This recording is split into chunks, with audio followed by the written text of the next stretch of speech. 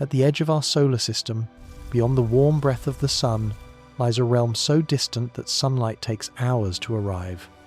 Beyond that, far past the frozen blue of Uranus, a faint red glow flickers in the abyss. Proxima Centauri, the nearest star to our own. Two destinations divided by scale itself. One in our backyard, the other an ocean of light years away. Why can't we go there? Not just yet, maybe not ever. Tonight, we drift between science and wonder, exploring the limits of distance, time, and the fragile speed of human ambition. Like and subscribe, it helps this small corner of the universe reach others who dream beyond Earth. Join us now as we venture into the impossible. Let's begin.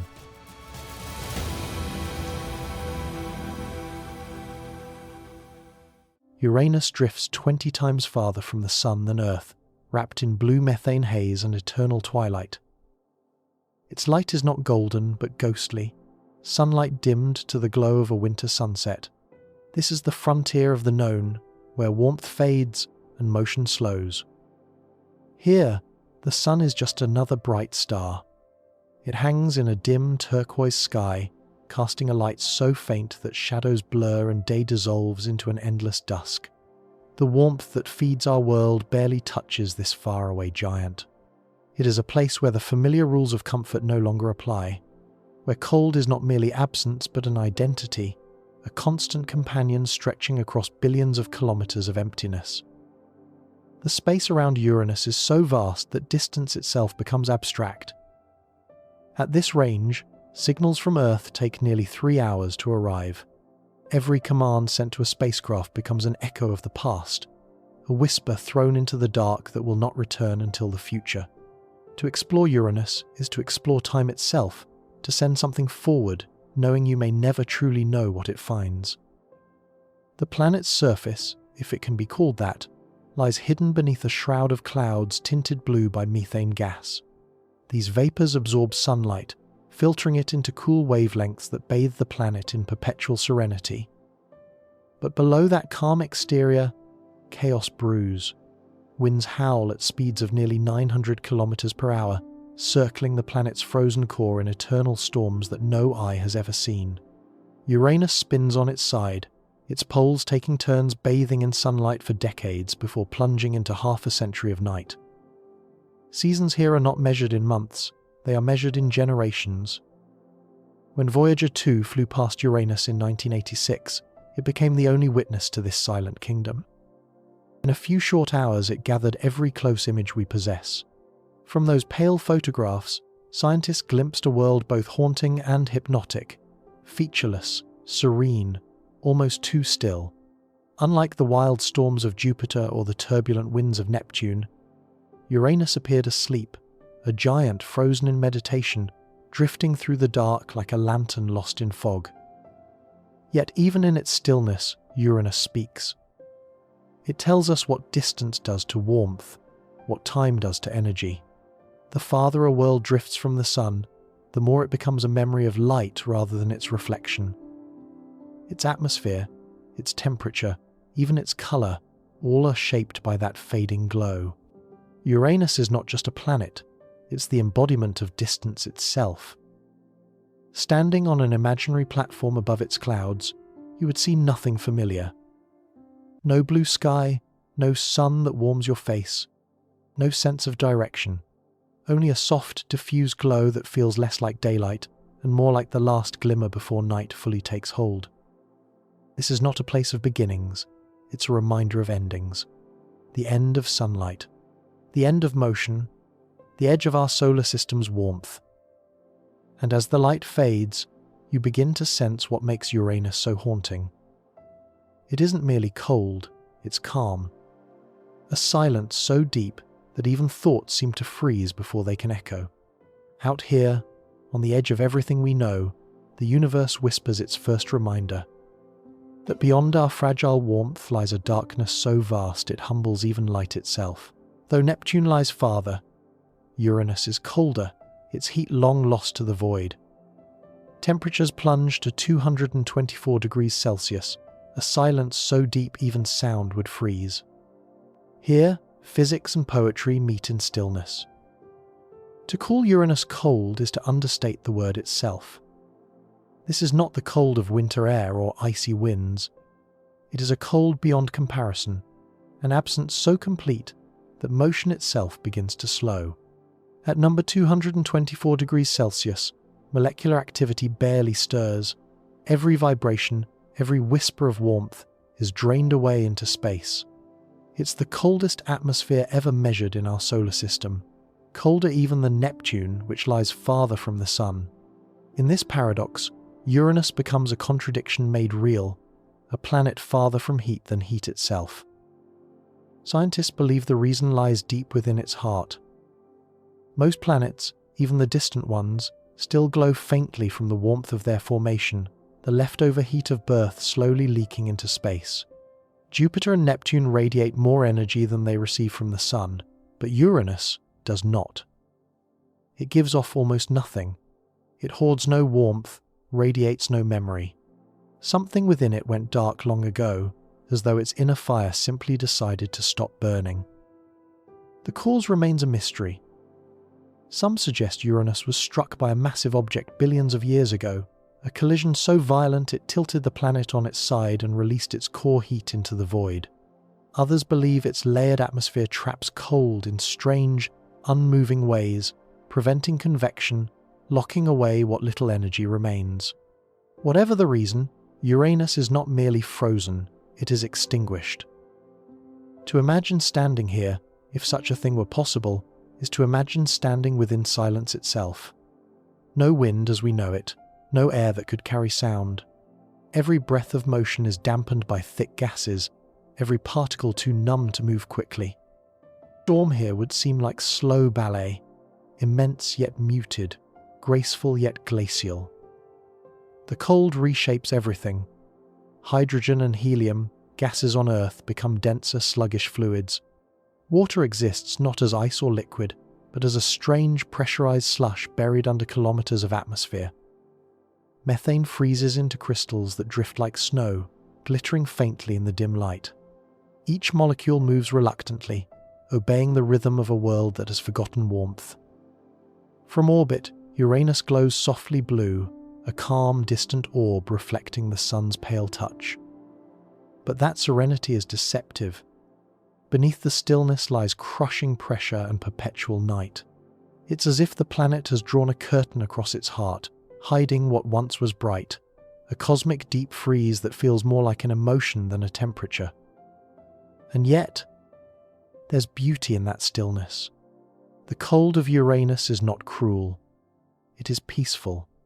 It is the universe in repose, a reminder that silence has its own kind of music, that not all motion is loud, and not all life requires warmth. If the sun is the symphony of light, Uranus is its final note, a faint, fading echo drifting into darkness. A world that teaches us the meaning of quiet, where time slows, and every atom remembers what it feels like to stop. Unlike any other planet, Uranus rolls around the sun on its side, a cosmic marble tipped by some ancient impact. Seasons here last entire lifetimes. Astronomers call it the strangest tilt in the solar system, 98 degrees, as though the planet were knocked onto its shoulder and simply decided to keep rolling that way forever. No other world spins like it. While Earth pirouettes upright, keeping day and night in balance, Uranus tumbles forward like a dream that's lost its center. Each pole takes turns, basking in sunlight for 42 years straight, then plunging into an equal span of night. Imagine a summer that lasts half a century, followed by a winter that seems eternal. The cause of this cosmic tumble remains one of the great mysteries of planetary science. Most likely, long ago, something vast collided with Uranus, a protoplanet, perhaps the size of Earth, striking it at an angle that changed everything. The blow not only tilted its axis but may have rearranged its interior, scattering heat and sealing away energy deep within. The planet we see today is not the one that was born, but the quiet survivor of a cataclysm so ancient its scars have frozen into symmetry.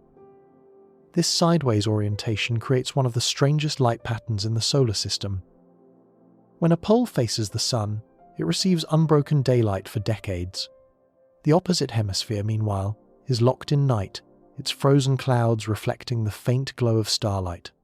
Near the equator, twilight is permanent, an endless horizon of dusk and dawn that never truly becomes either.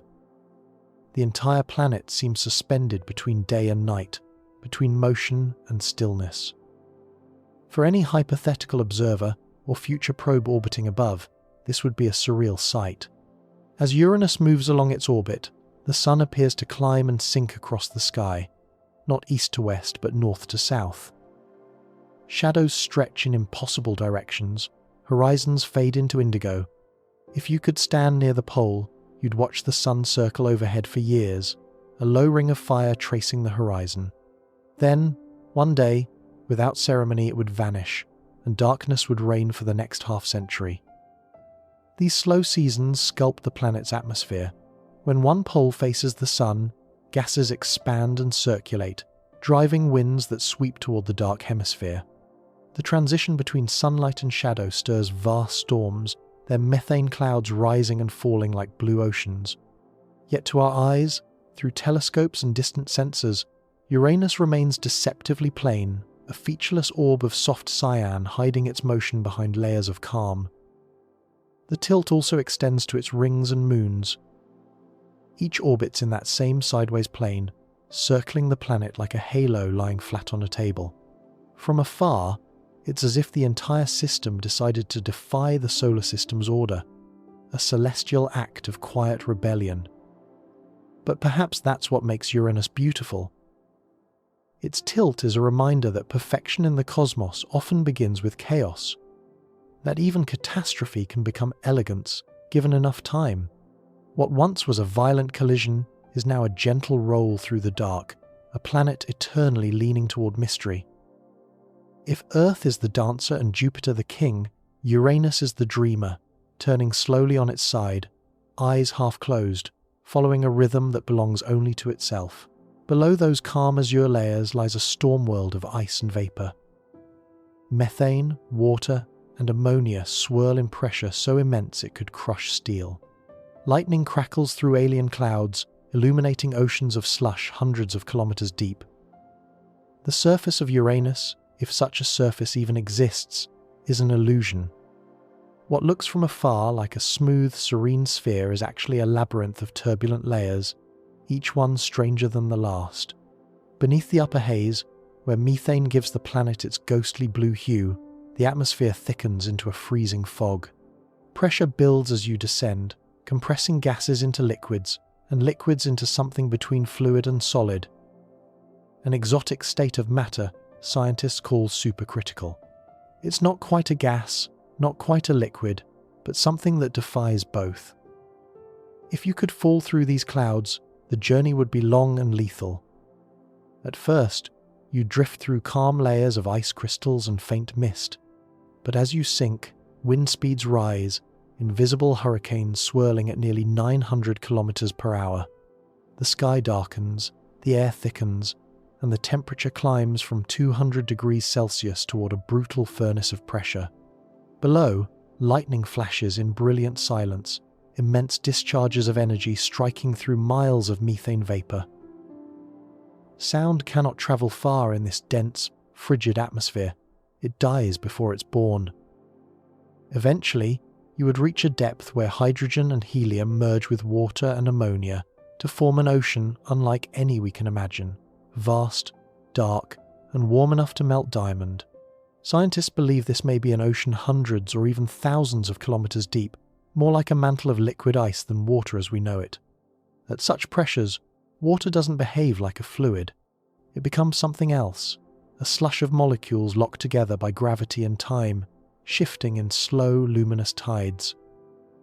It is here that one of Uranus's most mesmerizing phenomena might occur. Diamond rain. As carbon compounds sink toward the interior, the immense pressure breaks them apart, forming pure carbon that crystallizes into diamonds. These glittering stones, some the size of mountains, fall through the dense layers in endless silent cascades. Imagine a world where storms rain gemstones instead of water, where thunderheads sparkle with prisms of light that will never be seen. Deeper still lies the mantle, where heat and pressure create temperatures thousands of degrees high, not from sunlight, but from the crushing weight of the planet itself. Hydrogen atoms may be forced into strange metallic states, conducting electricity and shaping the planet's bizarre magnetic field, which tilts wildly away from its axis. Here, physics becomes surreal. The known laws begin to twist under the weight of the unknown. And yet, despite all this chaos, Uranus remains visually calm, a pale, unmarked globe adrift in darkness. Its true violence hides beneath layers of ice, its storms muffled by stillness. Like a secret whispered beneath a breath, the planet's fury is buried under beauty. To look at Uranus is to see serenity. To understand it is to glimpse unimaginable power.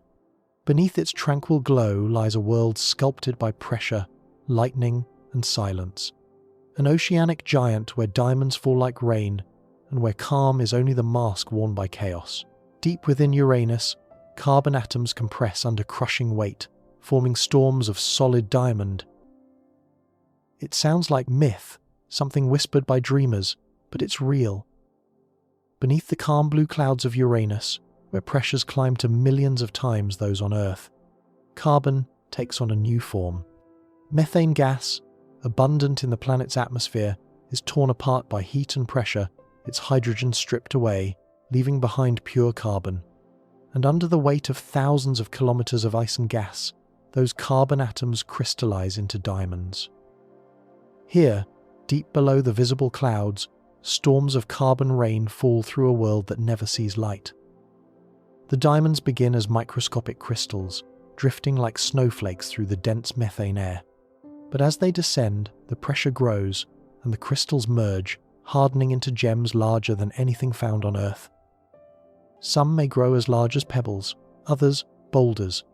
They tumble downward for thousands of kilometers until the heat of the lower layers melts them once again, turning solid brilliance back into a sea of shimmering carbon. Imagine that sight. A rainstorm of diamonds glittering in total darkness. Lightning flashes through methane clouds above, illuminating the cascading jewels for a fraction of a second before everything falls back into shadow. Each bolt ignites a trillion tiny reflections, flashes of light that no eye will ever see, a celestial symphony of brilliance and silence. Scientists first proposed diamond rain after modeling the physics of Uranus's and Neptune's interiors. Later experiments recreated the conditions in the lab by using lasers to compress methane to millions of atmospheres. The result was stunning. The carbon didn't just transform, it crystallized. For the first time, diamond rain was not just theory. It was demonstrated, albeit for a fraction of a second, inside a chamber that glowed like a tiny star. And so, far beyond the warmth of our sun, in a world colder than any found on Earth, storms of unimaginable beauty rage on, storms that never end and never reach the surface. The diamonds don't settle. They fall, melt, and rise again in a slow, endless cycle, like a heartbeat within the ice giant's soul. This process might even explain one of Uranus's strangest mysteries, its missing heat. Unlike other giant planets, Uranus radiates almost no warmth. Scientists think those sinking diamonds carry thermal energy deep into the interior, transporting it to layers where it can no longer escape. The planet cools from the inside out, its beauty literally draining its warmth away.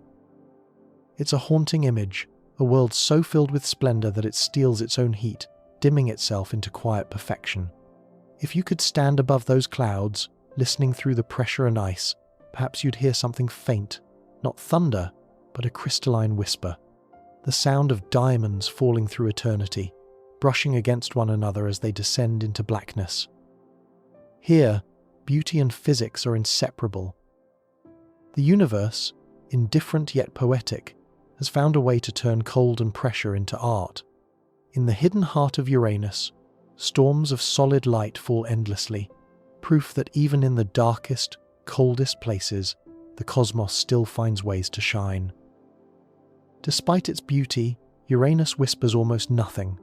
No radio noise, no volcanic heat, a planet asleep. It is a world frozen in time, orbiting quietly while the rest of the solar system dances. In the orchestra of planets, each world has its sound. Jupiter hums with thunderous radio waves, Saturn sings in haunting plasma tones, and even the smaller worlds, Mars, Venus, Mercury, echo with seismic or magnetic murmurs. But Uranus?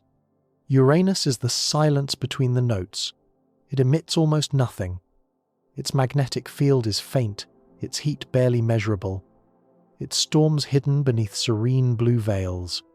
It drifts through the dark like a sleeping god, slow and soundless, ancient yet strangely untouched. When Voyager 2 flew by in 1986, scientists expected to hear something, a hum, a pulse, any kind of electromagnetic rhythm. Instead, they were met with near silence. The planet's magnetosphere was faint and oddly tilted, offset from the planet's core by almost 60 degrees, as if it had been thrown off balance by some ancient trauma. The readings suggested turbulence, but nothing consistent, no regular heartbeat like Saturn's or Jupiter's, just fragmented whispers, soon lost in the static of space. Even its internal heat refuses to speak. Most planets radiate warmth left over from their creation, glowing faintly in infrared. Jupiter and Neptune beam out twice as much energy as they receive from the Sun. Uranus, however, is nearly mute. It radiates almost nothing, as if its inner fire was snuffed out eons ago. Theories abound: a cataclysmic impact that vented its core's energy into space, or an internal structure that traps heat deep below, preventing it from ever escaping. Whatever the cause, Uranus remains unnervingly quiet, a planetary enigma wrapped in stillness. If you could orbit above its atmosphere, the silence would be palpable. No roiling storms like Jupiter's Great Red Spot, no auroras shimmering across its poles in vivid ribbons, just pale clouds gliding through cyan light, moving with the patience of centuries. Every rotation, 17 Earth hours long, passes without spectacle. The planet's beauty lies not in chaos, but in calm. And yet, this silence is not emptiness, it's presence, a cosmic pause amid the solar system's constant motion. Uranus teaches us that not all worlds must shout to be heard. Its stillness is its story, the story of a planet that seems content to simply exist. Around it, moons drift like frozen beads, orbiting in perfect obedience. They too are quiet, cratered and dim, locked in slow motion. The entire system feels suspended, untouched by time. No fiery volcanoes like those on Io, no geysers like Enceladus. Just a slow ballet of ice and gravity choreographed by stillness itself. Perhaps that's what makes Uranus so haunting. It is not dead, merely resting. A frozen memory of what once was, a planet that has stopped speaking because it no longer needs to. In its silence lies a kind of grace, a cosmic humility that contrasts the roaring brilliance of other worlds. As the rest of the solar system sings, Uranus listens. It drifts through the dark without demand or display, reminding us that sometimes the greatest mysteries are the quietest ones. In that silence, there is peace, and in that peace, the echo of eternity. Even reaching Uranus is a monumental challenge. At 3 billion kilometers away, it takes light itself nearly 3 hours to arrive, and a spacecraft, moving faster than any bullet, over a decade. Distance, in space, is not measured the way we measure roads or oceans. It isn't just kilometers or time, it's endurance. To reach Uranus means crossing a gulf so vast that the mind struggles to imagine it. If Earth were a tiny marble and the Sun a bright lamp 10 meters away, Uranus would be another marble placed nearly 200 meters farther into the dark. At that scale, our entire civilization becomes a whisper lost between the stars. When Voyager 2 was launched in 1977, it travelled at nearly 55,000 kilometers per hour, fast enough to circle Earth in less than half an hour. Yet it still took 9 long years to reach Uranus. 9 years of silence, drifting through space with no guarantee of survival. Every course correction, every signal, took hours to reach it. And even when the spacecraft finally arrived, it stayed for only 6 hours before continuing onward into deeper night. 6 hours, a fleeting encounter with a world that had waited billions of years to be seen. For a planet that appears so serene, Uranus makes us face one of our most humbling truths. We are slow. Space isn't just large, it's patient. Everything we build, everything we launch, moves at the speed of human limitation. Even the fastest spacecraft we've ever made would take over 13 years just to reach it again. And that's if we launched it directly, with perfect timing. Something we can only attempt once every few decades, when the planets align just right. This vast separation doesn't just make travel hard, it makes connection fragile. Every command sent to a spacecraft near Uranus must cross billions of kilometers of emptiness. A simple instruction, turn left, take a photo, send data, becomes a time-delayed conversation between worlds. The spacecraft acts first, and we learn what happened hours later. By the time we know if something went wrong, it's already far too late to correct it. This delay creates a strange kind of loneliness, one that's both technological and emotional. The spacecraft becomes autonomous, thinking for itself, making choices in the void without the voice of Earth. And we, on our warm little planet, can only wait. It's easy to forget how extraordinary it is that we reached Uranus at all. Out there, sunlight is weak, just 1/400th the strength of the light that warms Earth. Solar panels fail, batteries drain, and communication fades. The cold seeps into everything. Each watt of energy becomes precious. Each transmission a fragile thread across 3 billion kilometers of nothing. Uranus, in that way, is more than just a distant world. It's a symbol of the boundary between what we can touch and what we can only imagine. The planet stands as a quiet challenge, reminding us that even within our own solar system, distance can defeat us. And yet, we keep trying. Each probe, each telescope, each dream of return, they all testify to the same truth, that curiosity is faster than light. That even when the body cannot cross the void, the mind already has.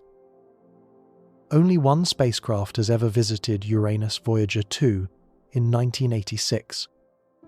It passed by for just 6 hours, taking the only close-up pictures humanity has ever seen. In all of history, no one and nothing has ever gone back. It was the quietest triumph in space exploration, a brief encounter between human engineering and a frozen world that had waited 4.5 billion years for company. After an 8-year journey through the black, Voyager 2 arrived at Uranus, moving at more than 15 kilometers per second. There was no orbit, no landing, no time to slow down. It simply swept past the planet, a visitor moving too fast to stay.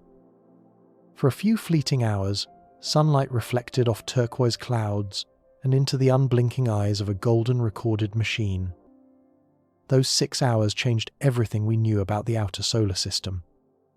Before Voyager 2, Uranus was just a dot in telescopes, a cold, featureless sphere at the edge of visibility. But as the probe approached, the dot became a world. Its pale atmosphere glowed with delicate bands of cyan and aquamarine, tinted by methane that absorbed red light. Rings of dark dust, previously invisible, appeared like faint brushstrokes circling the planet. 11 new moons emerged from the shadows, each tumbling through tilted orbits as if caught in a slow cosmic dance.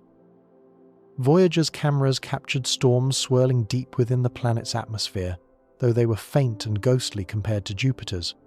It measured magnetic fields twisted and bent at impossible angles, a result of Uranus's tipped axis, which made its magnetic poles drift wildly through space. And then, just as quickly as it arrived, Voyager 2 was gone, its view shrinking from a disk to a dot, and then to nothing at all. No spacecraft has returned since. The data it sent, barely enough to fill a modern smartphone, remains the foundation of everything we know about Uranus. For decades, scientists have reanalyzed those tapes, extracting new discoveries from signals recorded on magnetic reels more than 40 years ago. Each byte of information is treated like an artifact from a vanished civilization, because in many ways, that's what Voyager 2 represents. The last messenger from a bolder, quieter age of exploration. Today, the spacecraft continues its lonely journey outward, long past Neptune, past the heliopause, where the sun's influence fades into interstellar night. Its power dwindles year by year. The instruments are gradually switched off to conserve energy, like lights going out one room at a time in a house no one will ever return to. By 2035, Voyager 2 will fall silent forever, a ghost ship adrift between the stars, carrying our voice, our music, and a record of who we once were. And somewhere, billions of kilometers behind it, Uranus still spins on its side, wrapped in storms no human eye will ever see again. The pale planet waits in eternal twilight, untouched, unvisited, a distant reminder that even when we reach across the cosmos, sometimes we only get to wave. Voyager traveled at 55,000 kilometers per hour. Yet to reach Proxima Centauri at that speed, it would take more than 80,000 years. Our fastest machines crawl through cosmic distances. To put that in perspective, 80,000 years ago, humanity had only just begun to paint on cave walls. Entire civilizations would rise and fall, languages would be born and forgotten. Continents would shift beneath ice and sea. All before a single spacecraft, moving at our greatest speed, could reach the nearest star. In the scale of human lifetimes, interstellar travel is indistinguishable from eternity. Voyager 2's velocity, so immense by terrestrial standards, is almost meaningless beyond the solar system. Space stretches not like a road but like an ocean without shores, and our ships are tiny rowboats drifting on its surface. Even light, racing at 300,000 kilometers per second, takes 4.24 years to bridge the distance between our Sun and Proxima Centauri. At Voyager's pace, each grain of cosmic sand becomes a mountain, and every meter feels infinite. The numbers betray how bound we are to the Sun's gentle gravity well. To break free entirely, to push even a fraction of the way to another star, would require energy so vast that no engine ever built could contain it. Chemical rockets, the kind that carried Voyager, Apollo, and Artemis, convert only a small fraction of their fuel into motion. The rest is lost as heat, noise, and shimmering exhaust. Even nuclear propulsion, though many times more efficient, would take millennia to cover the distance to Proxima.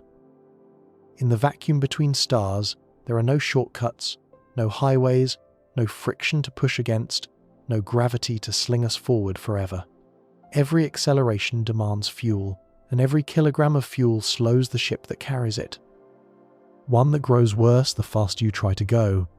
To double your speed in deep space often means needing 4 times the energy. And even then, you'd still be crawling, cosmically speaking. That's why interstellar travel isn't a problem of technology, it's a problem of patience. The scales of distance mock our human sense of progress.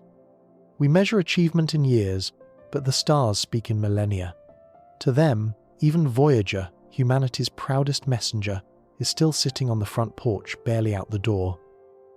And yet, there's something poetic about that. In the face of impossible distances, we still launch ships toward the unknown, knowing they'll never come home. We build them anyway, we name them, we send music and pictures and messages carved into gold. Because patience, too, is a kind of propulsion, the slow burn of curiosity that refuses to fade. Somewhere out there, Voyager continues to glide through interstellar night, its faint radio heartbeat echoing across a silence older than Earth itself. It will never reach another star, but it doesn't need to. It already carries our most human truth, that even when the journey is endless, we still begin. Chemical rockets can escape Earth, but they cannot escape time. Every gram of fuel burns against mass and gravity. To go farther, we'd need new physics, engines of starlight and space-time. The rockets that carried us to the moon and beyond were miracles of precision, yet primitive by cosmic standards. They push against gravity using combustion, explosions contained and controlled, propelling us with brute force. It works beautifully within our solar system, but the moment we look toward the stars, it becomes hopelessly inadequate. The universe is simply too vast, and chemical fire too weak to carry us across it. Every rocket ever built obeys the same cruel law of diminishing returns. The faster you want to go, the more fuel you need, but the more fuel you carry, the heavier you become, and the harder it is to accelerate. The equations spiral into absurdity. A ship capable of reaching just 10% the speed of light would require more propellant than exists on Earth. Even our most efficient engines, the ion thrusters that whisper instead of roar, would take tens of thousands of years to reach the nearest star. In space, motion itself becomes the enemy. There is no friction, no wind to push against, no way to stop except by burning more fuel. Every gram counts. That's why even Voyager, our most distant traveller, moves slower than a snail when measured against cosmic scales. It was flung outward not by continuous thrust, but by planetary slingshots, stolen momentum from Jupiter and Saturn, borrowed energy that nudged it toward eternity. To break free from this tyranny of fuel, we would need to think in light, not fire. Scientists dream of solar sails, vast mirrors stretching kilometers wide, propelled not by engines but by photons, sunlight itself pushing them forward. A gentle, endless shove that could, over decades, accelerate a craft to unimaginable speeds. Others imagine antimatter engines, where matter and its mirror opposite annihilate in bursts of pure energy, or fusion drives, where the same power that lights the stars could be harnessed to push us toward them. But each of these ideas lives at the edge of possibility. Antimatter is rare and dangerous. We can create only atoms of it at a time.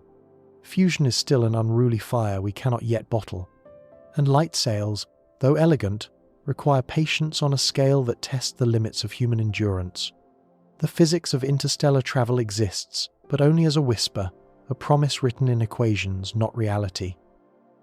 In the end, propulsion is not just a question of engines, it's a question of imagination. Every generation builds its own idea of the possible, and perhaps ours is still too small. Maybe, one day, humanity will find a way to ride the very fabric of space itself, bending distance, folding light, using gravity as a wave instead of a wall. Until then, our rockets will keep roaring against the silence, sparks against the void, carrying with them a simple, defiant truth. The journey matters, even if the stars remain forever out of reach. Einstein's equations stand like a wall before us. Nothing with mass can move faster than light. Every increase in speed multiplies mass, and with it, the energy needed. At near light speed, the energy required becomes infinite. It's a simple sentence that hides an impossible truth. The faster you go, the heavier you become. Not metaphorically, physically. Every particle, every atom, gains mass as its velocity approaches the cosmic speed limit of 299,792 kilometers per second. To push harder is to fight against infinity itself. Even if we harnessed every watt of sunlight that reaches Earth, every drop of oil, every atom of uranium, it would not be enough to accelerate a single ship to light speed. Light is the ultimate gatekeeper of the universe. It defines time, space, and the very structure of reality. It's the reason cause comes before effect, and why the stars we see are always versions of their past. To break the light barrier wouldn't just mean moving faster. It would mean rewriting the laws that hold existence together. And the universe, it seems, does not permit shortcuts. As an object nears light speed, time itself begins to bend. Seconds stretch, hours slow, and distances compress. From the traveller's perspective, the journey might feel shorter, but to everyone else, the universe ages without them. A ship travelling at 99.999% of light speed could reach Proxima Centauri in just a few years of onboard time. But when it returned, millennia might have passed on Earth. The faster you go, the more you trade distance for time. It's not just a physical barrier, it's a philosophical one. That's why the speed of light is more than a number. It's the fabric of reality's restraint. The cosmos allows us to witness its beauty but forbids us from catching it. Even light itself is slowed by the weight of gravity, curving around stars and black holes like a dancer pulled by invisible strings. It is the fastest possible messenger, and still, it is too slow for our dreams. Scientists have imagined ways around it: warp drives that bend space, wormholes that pierce it, quantum tunnels that cheat it. But each idea comes with the same whisper of caution. To break the light barrier is to play with the foundation of causality itself. To travel faster than light might mean to arrive before you leave, to untangle the thread of time in ways we do not yet understand. For now, the speed of light stands as the universe's final law, the unyielding edge of possibility. It's humbling, perhaps even comforting, to know there are still limits we cannot cross. The light barrier is not a wall built to imprison us. It's a horizon reminding us how far we have yet to grow. And until the day we learn to bend the very geometry of the cosmos, we will continue to chase that horizon, not to conquer it, but simply to see how close wonder will let us come. At relativistic speed, time itself slows down. A traveler could reach Proxima Centauri in a few years of their own time, but thousands of years would pass on Earth. The price of the stars is separation. This is not science fiction, it's physics. Einstein revealed that time and space are woven together, stretching and compressing depending on how fast you move. The faster you travel, the more time bends around you. It's not an illusion, not perception, it's real. The hands of your clock, your heartbeat, and your very thoughts would slow compared to someone who stayed behind. A journey to the nearest star could take a lifetime to those on Earth, but only a heartbeat to those aboard the ship. Imagine a crew leaving Earth in the 21st century, accelerating to 99.99% the speed of light. To them, Proxima Centauri, 4.24 light-years away, might seem only a few years distant. They would watch the stars blur into lines, blue-shifted and radiant, the cosmos folding ahead like a tunnel of shimmering light. Yet when they arrived, the world they left behind would be ancient history. Civilizations would have risen and fallen. The languages they spoke might no longer exist. The planet that birthed them might have forgotten they ever launched. That is the cruel beauty of relativity. It grants us a door to the stars, but only one way. Every meter per second you gain comes at the cost of your place in time. You could reach another star within your lifetime, but you would never return to the world you knew. The universe doesn't let us travel faster through space without making us travel slower through time. This paradox has fascinated physicists and philosophers alike. It means that somewhere, moving fast enough and long enough, one could watch the universe grow old in an instant. A single voyage at near light speed could carry you billions of years into the future. For an observer back on Earth, you would vanish like a spark and return as an echo, unchanged, ageless, a visitor from the deep past.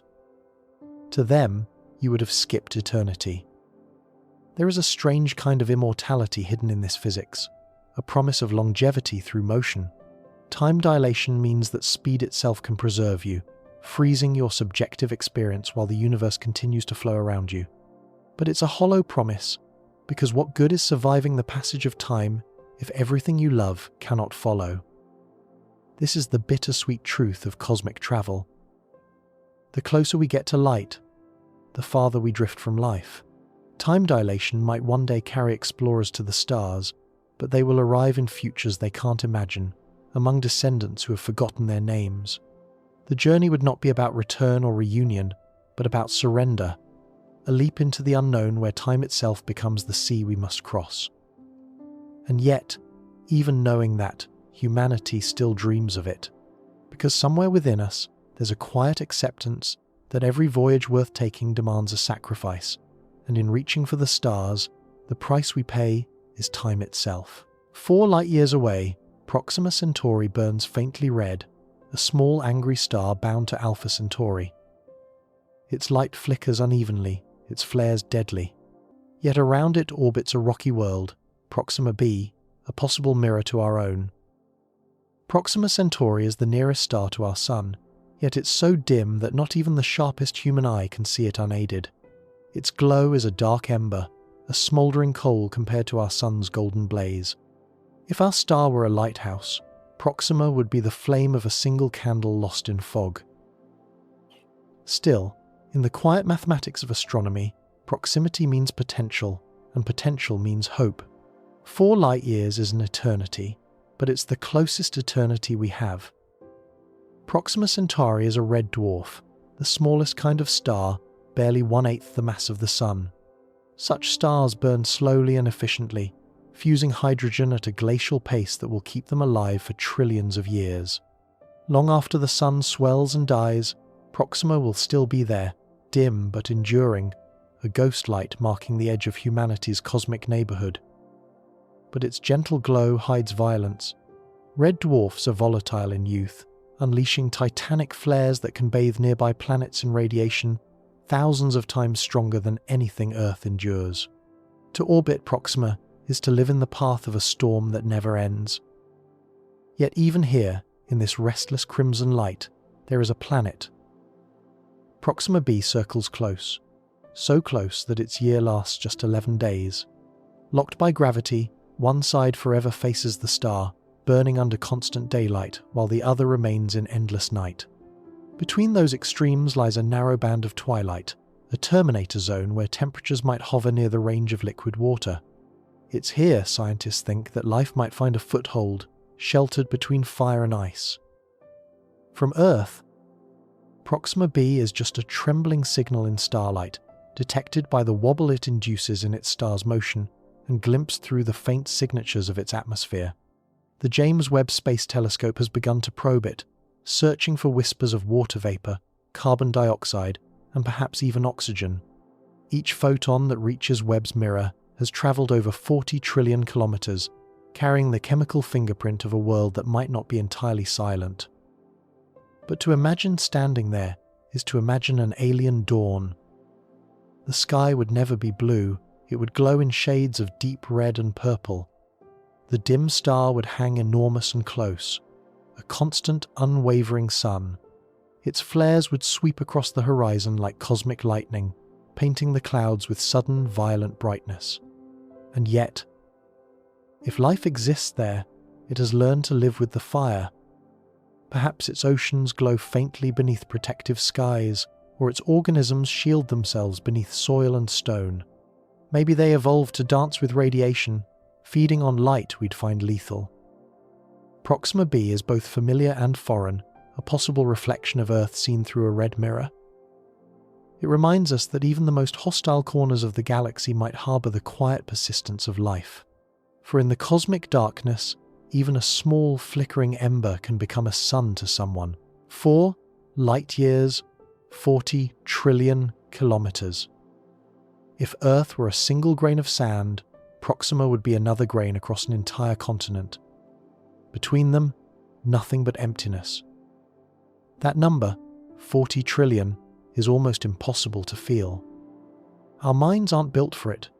We can picture a mountain, a city, even a planet.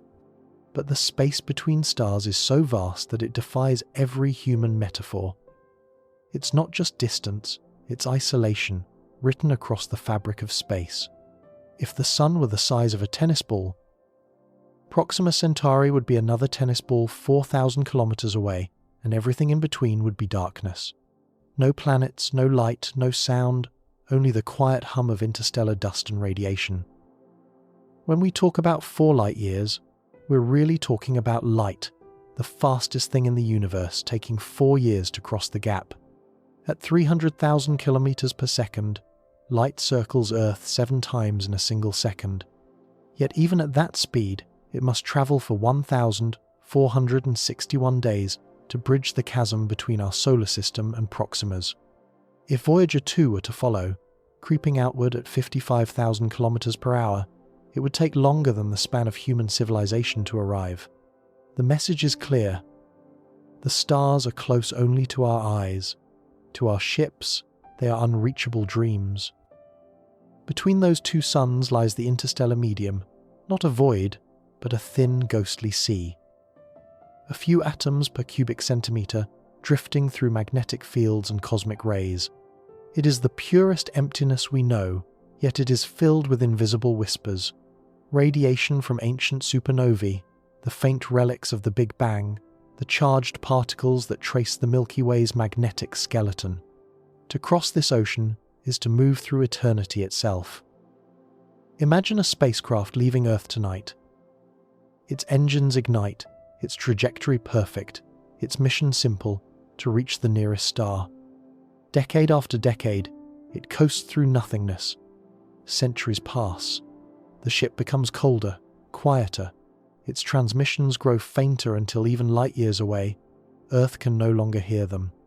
By the time it nears Proxima, the species that launched it may have vanished. The stars remember us far longer than we remember them. And yet, within this terrifying scale lies something beautiful. The emptiness between stars is not a prison, but a stage, an infinite canvas on which the universe paints its grandest mysteries. 4 light years may separate us from Proxima, but those same 4 light years are also what make us neighbours in the cosmic sense. The galaxy is a cathedral of impossible distances, yet somehow we are still close enough to glimpse another sun and dream of its worlds. When you look at the night sky and see a faint red glow in the direction of Centaurus, remember, that light left Proxima long before you were born. It has been travelling ever since, crossing the ocean of nothing, carrying a single message from our nearest neighbour. I am here. Nuclear fusion, antimatter drives, solar sails, each a dream etched into equations. But none have yet left paper. For now, we are bound to slow motion, sailing the universe with candle flames. In laboratories across the world, scientists design engines that exist only in thought. They draw blueprints of impossible power, fusion reactors that mimic the hearts of stars, antimatter engines that annihilate matter for pure energy, sails that drift on beams of sunlight like celestial ships. Each idea is beautiful, elegant, and heartbreakingly distant. Our reach exceeds our grasp, and our rockets, loud, heroic, chemical, are relics of an older dream. They are matches flickering against the wind of eternity. Nuclear fusion is often called the holy grail of propulsion. If we could confine the same reaction that fuels the sun, a spacecraft could burn endlessly without refueling, accelerating for years until it brushed against a fraction of light speed. A fusion engine could carry us across the solar system in weeks instead of years. But fusion is a stubborn god. Even on Earth, after decades of research, we've only glimpsed it for seconds at a time, and never long enough to harvest its promise. The stars do it effortlessly. We, their children, still struggle to strike the spark. Antimatter engines are even more seductive and more terrifying. When matter meets its mirror, every atom annihilates in a burst of pure energy. A few grams could power a ship to the edge of the solar system, but antimatter is the rarest substance in the universe. Creating it takes more energy than it gives back, and storing it is like trying to bottle lightning in glass. A single containment failure could vaporize the ship before it even left orbit. The technology exists only in equations and dreams. Then there are the solar sails, vast gleaming sheets of reflective film pushed by the pressure of photons, gentle, patient, eternal. A sail the size of a city could one day leave our solar system, gliding on sunlight and starlight, gaining speed in silence. But they would take decades just to reach their cruising pace. The journey would last centuries, maybe millennia. Humanity might need to build not a single ship, but a legacy, vessels that pass through generations, each crew born to a voyage with no return. So we wait, and we imagine. In every concept, sketch, and simulation lies the same unspoken yearning: to move freely through the cosmos, unchained from the tyranny of fuel and time. We are creatures born of gravity, forever trying to escape it. And though our engines are still small, flickers in the void, they carry the same defiance that built cathedrals and crossed oceans. One day, perhaps, our ships will ride on fusion fire or fold space itself. But for now, we drift slowly outward, propelled by chemistry and hope, candle flames pushing against the dark. And even this fragile beginning, is enough to light the first spark of eternity. Even if we reach Proxima, the journey back would be impossible. Generations would pass before the same crew, or their descendants, saw Earth again, a voyage that demands immortality or surrender. Every interstellar mission begins as a dream and ends as a paradox.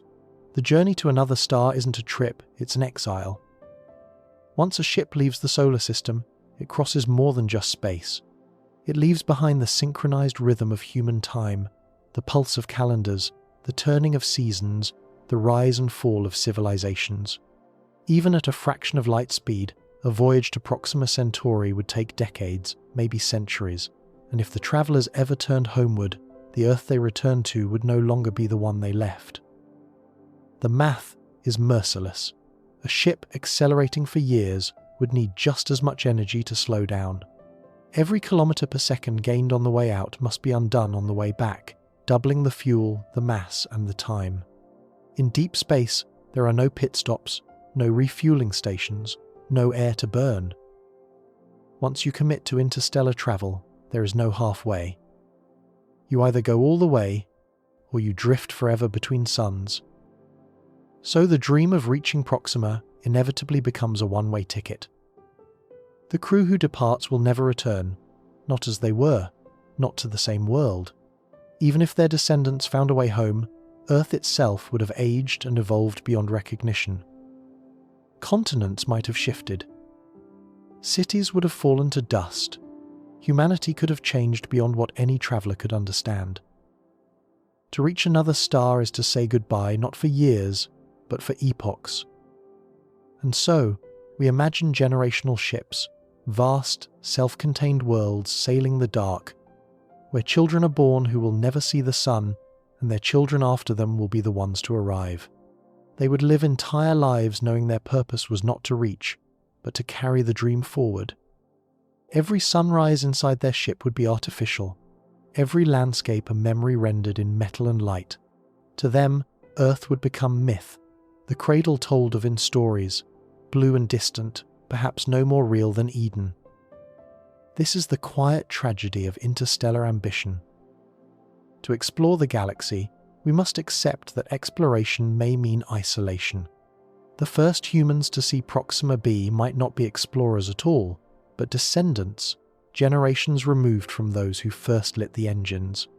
They would step onto alien soil beneath a red sun, carrying not the memory of Earth but the echo of its longing.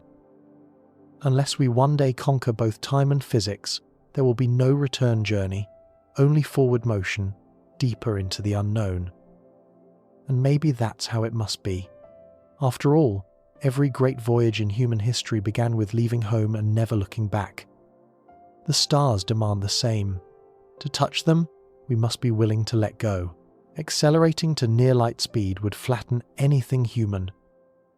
The G-forces would crush bone and blood alike. Even unmanned probes risk disintegration under such stress. In science fiction, ships leap to light speed with a flash of brilliance. But in reality, the physics is far less forgiving. To reach even a fraction of that velocity, a spacecraft must undergo continuous acceleration for months or years. Each instant of thrust presses against the vessel, against the atoms that hold it together, against every living cell inside. For a human body, the experience would be catastrophic. Blood would pool where it shouldn't, organs would collapse under their own weight, and bones, those ancient pillars of gravity, would snap like brittle wood. A comfortable acceleration for humans is about 1 g, the same pull we feel standing on Earth. Any more, sustained for long periods, becomes lethal. But 1 g, while survivable, is painfully slow. Even maintaining it for an entire year, an engineering miracle, would only bring a ship to about 10% of light speed. That's astonishing by human standards, but still a crawl across the ocean between stars. To reach higher fractions, the G-forces would climb until they surpassed the limits of human endurance and material strength. The engines might survive, the crew would not. And then there's the heat. As a ship accelerates, every particle of dust in its path becomes a bullet, every atom of hydrogen blazing plasma. At relativistic speeds, the thin interstellar medium turns deadly, releasing radiation capable of vaporizing a hull. A probe could be shredded by atoms it cannot see, ghosts of gas moving too fast to avoid. Each grain of dust is a silent meteor, each molecule a spark waiting to ignite catastrophe. Engineers have proposed ways around this: magnetic shields to deflect radiation, plasma fields to push aside cosmic debris, layers of sacrificial armor that vaporize upon impact, protecting what lies beneath. Yet even these would only delay the inevitable. The faster you go, the more the universe itself resists you. Every law of physics conspiring to hold you back, every fragment of matter becoming a weapon against your motion. For unmanned probes, the challenge is equally grim. Even without fragile biology, the stress of continuous thrust would tear apart electronics and engines. The structure must endure immense vibration, thermal strain, and radiation bombardment for decades. A single fault, a single micrometeorite impact, could end the mission before the stars even begin to shift. Acceleration, then, is not just a problem of power, it's a war against fragility, against the delicate machinery of flesh and metal that we depend on, against the very limits of endurance. Every attempt to go faster brings us closer to the point where matter itself begins to rebel. And so, humanity remains slow, cautious, deliberate. We move gently through the cosmos, not because we lack ambition, but because the universe demands reverence. To rush toward the stars is to wrestle with forces older than time, to risk being crushed by the very speed we crave. Perhaps that's why our ships still drift quietly, why our journeys unfold in decades instead of seconds. We are learning, still, how to move through infinity without being destroyed by it. Between stars drifts invisible dust, tiny grains traveling at immense speed. Space, for all its emptiness, is not empty at all. The void between stars is a vast ocean filled with stray atoms, fragments of rock, and ancient debris. The ashes of dead suns. Each particle drifts silently through the dark, harmless when encountered at ordinary speeds. But the moment a ship approaches a significant fraction of light speed, those same grains transform into lethal projectiles, carrying the kinetic energy of artillery shells. What was once dust becomes death. A single grain of sand striking a spacecraft at 0. 1c, 10% of light speed, would release the energy of an exploding hand grenade. At half that speed, even a fleck of paint could tear through layers of metal and composite shielding. At near light velocity, the impact would not just puncture, it would vaporize, releasing a plasma burst that could incinerate the surrounding hull. The ship would disintegrate in a flash, erased by something too small to see. Engineers call this micrometeoroid impact risk, but that name understates the danger. At interstellar speeds, there is no such thing as a small collision. The faster you go, the harder the universe fights back. Each atom of hydrogen becomes a high-energy particle beam, each speck of dust a weapon moving faster than any bullet ever fired. The ship's armor cannot simply block them, because at those speeds, there is no armor strong enough to exist. Some concepts imagine using magnetic or plasma shields, vast fields of charged particles to deflect the incoming dust. Others propose sending ahead a sacrificial bow, a cloud of vaporized gas to absorb and scatter the impact energy before it reaches the main hull. But these ideas remain sketches, mathematical hope in the face of cosmic hostility. No material we know can endure a direct hit at relativistic velocity. No engineering trick can make an interstellar bullet harmless. Even Voyager, moving at its slow, ancient pace, carries scars from micrometeoroid strikes, tiny pockmarks etched into its surface after decades in space. and it is moving thousands of times slower than a relativistic ship would. The scale of damage grows exponentially with speed.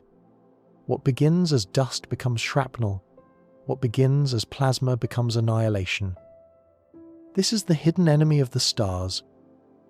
Not distance, not time, but the quiet, ever-present threat of collision. The interstellar medium may seem tranquil from afar, but to a ship hurtling through it, it is a minefield stretching across eternity. Perhaps that's why our probes move so slowly. Perhaps that's why our dreams of faster travel are tempered by humility. The void is not gentle. It reminds us that even the smallest things can destroy the greatest machines. The cosmos demands caution, patience, and respect. In the end, the greatest danger in interstellar travel may not come from black holes or radiation, but from a single grain of ancient dust, drifting silently, waiting, carrying within it the reminder that the universe, for all its beauty, is still untamed. Every gram of reaction, mass, must be carried from launch. To accelerate, then decelerate, would require more fuel than the mass of entire planets. The math collapses under its own gravity. This is the paradox at the heart of space travel. To move, you must push against something.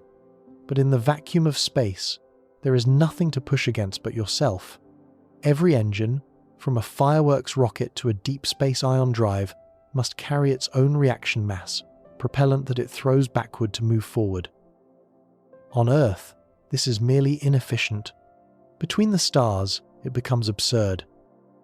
The rocket equation, that elegant line of physics written by Tsiolkovsky over a century ago, is both our foundation and our cage. It states that a rocket's final speed depends on the exhaust velocity of its fuel and the ratio between its total mass and the mass of its empty shell. But the deeper you run the numbers, the clearer the trap becomes. Want to go faster? You need more fuel. But more fuel means more mass, which means even more fuel. The loop spirals into impossibility. A rocket powerful enough to reach even 10% of light speed would need to start as a miniature planet. To slow down at its destination, it would need even more, doubling its fuel again to decelerate after acceleration. The numbers quickly inflate beyond imagination. Oceans of propellant, mountains of mass, an entire world consumed just to move a few hundred tons across the void. The laws of motion, so simple and clean in textbooks, become cruel when applied to cosmic ambition. Even our best propulsion ideas can't escape this tyranny. Chemical rockets are hopelessly inefficient. Nuclear fusion and antimatter drives, while vastly more powerful, still need to throw something out the back to move forward. No matter how advanced the engine, if it relies on reaction mass, the problem remains. You must carry your motion with you, like a swimmer trying to cross an ocean while holding the water they need to swim in. Some dream of breaking the chain. Photon drives that push on light itself. Beamed propulsion, where powerful lasers from Earth or the Moon push a sail across the cosmos. In such systems, the fuel stays home, the ship carries only its payload. It's an elegant solution, but one that demands a planetary-scale infrastructure and precision beyond anything we've yet achieved. A misalignment of a fraction of a degree could send a craft spinning into eternal night.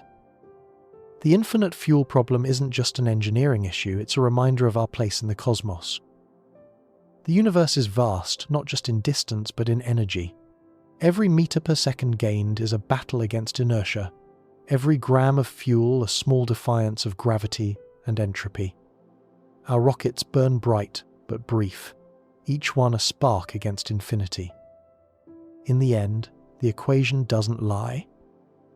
The energy required to move across the stars is not merely large, it's infinite for any ship that tries to do so by brute force.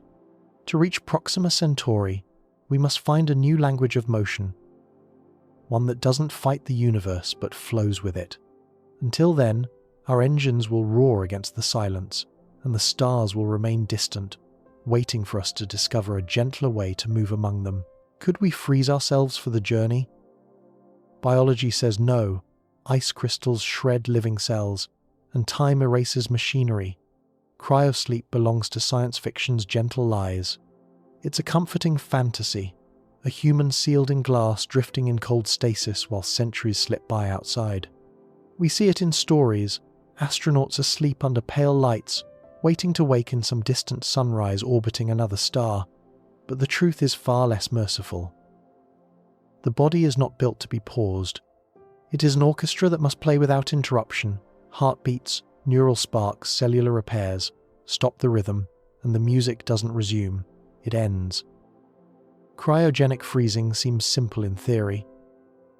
Lower the body's temperature until metabolism nearly stops, preventing aging and decay. But biology is made of water, and water expands when it freezes. Within seconds, sharp crystals form inside cells, tearing membranes apart. Every organ becomes a field of microscopic fractures. The result is not preservation, it's ruin.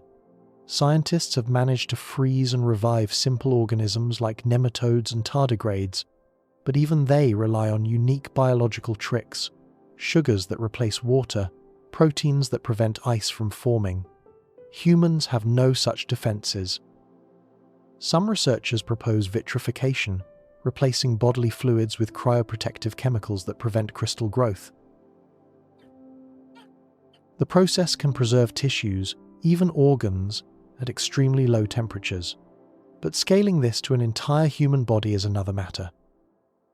The chemicals are toxic, the process uneven, and any failure, even a small one, would mean irreversible cellular death.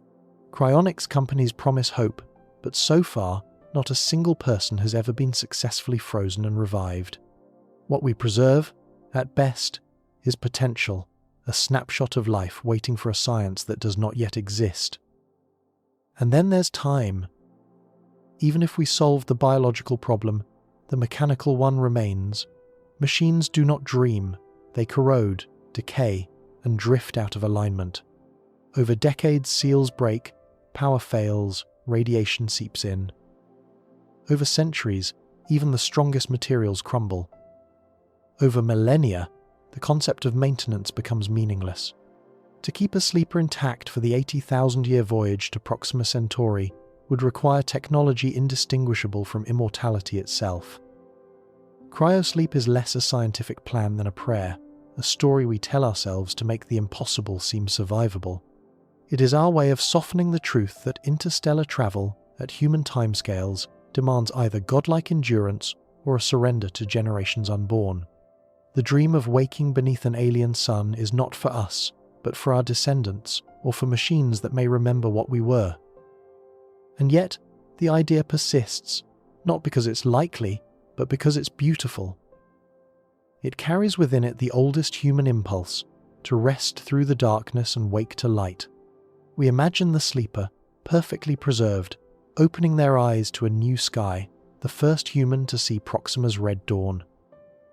Maybe that's the real purpose of cryosleep, not as technology, but as a metaphor. It's our wish to outlast time, to believe that sleep might be a bridge between worlds, but for now, the cold is not kind. It does not pause us, it erases us. And so, our journeys must remain waking ones, long, slow, and fragile, through the endless night. Theoretical warp drives bend spacetime itself, compressing distance instead of increasing speed. The idea is elegant and intoxicating. If nothing can move faster than light through space, perhaps we can move with space instead. Like surfing a wave rather than swimming through water, a warp drive would contract the space ahead of a ship and expand it behind, carrying the vessel along on a bubble of distorted reality. Inside the bubble, the ship wouldn't move at all. Space itself would do the travelling. The concept was born from Einstein's own equations, and later shaped by Miguel Alcubierre in 1994. His solution to the math of general relativity was breathtaking. A starship could, in theory, reach any point in the universe without ever breaking the cosmic speed limit. The light speed barrier would remain intact, locally. The loophole was cosmic scale geometry itself. To go somewhere faster, one would simply make the distance smaller. But the universe, as always, is not so easily fooled. For such a warp bubble to exist, it would require negative energy, a form of matter with properties opposite to anything we know.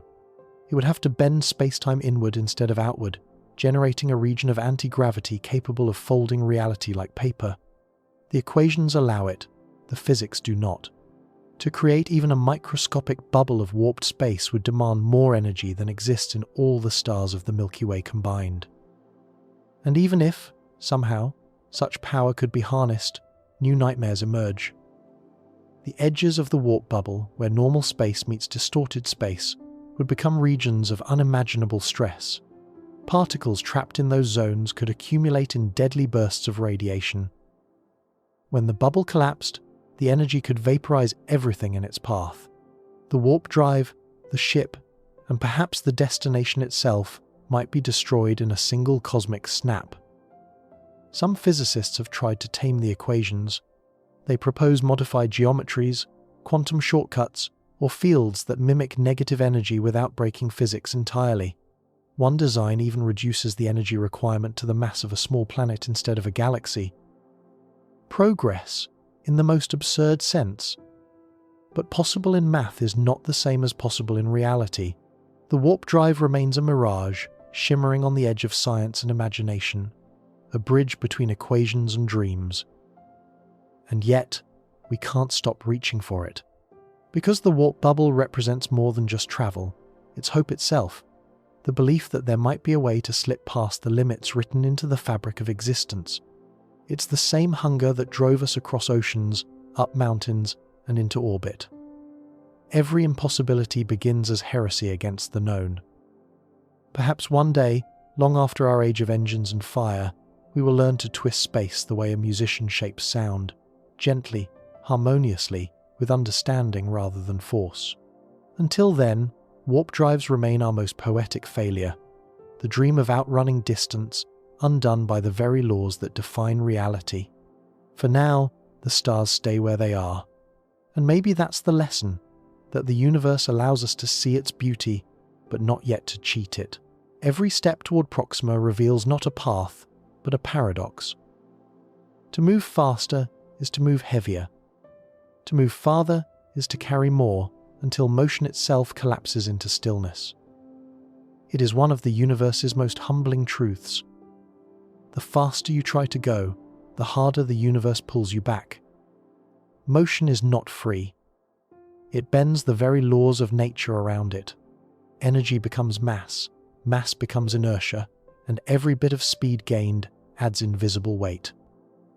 Push harder, and you only make the climb steeper.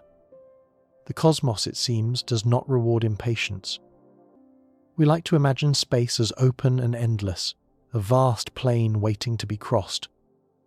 But in reality, it behaves more like a well, deep and smooth, dug into the geometry of existence itself.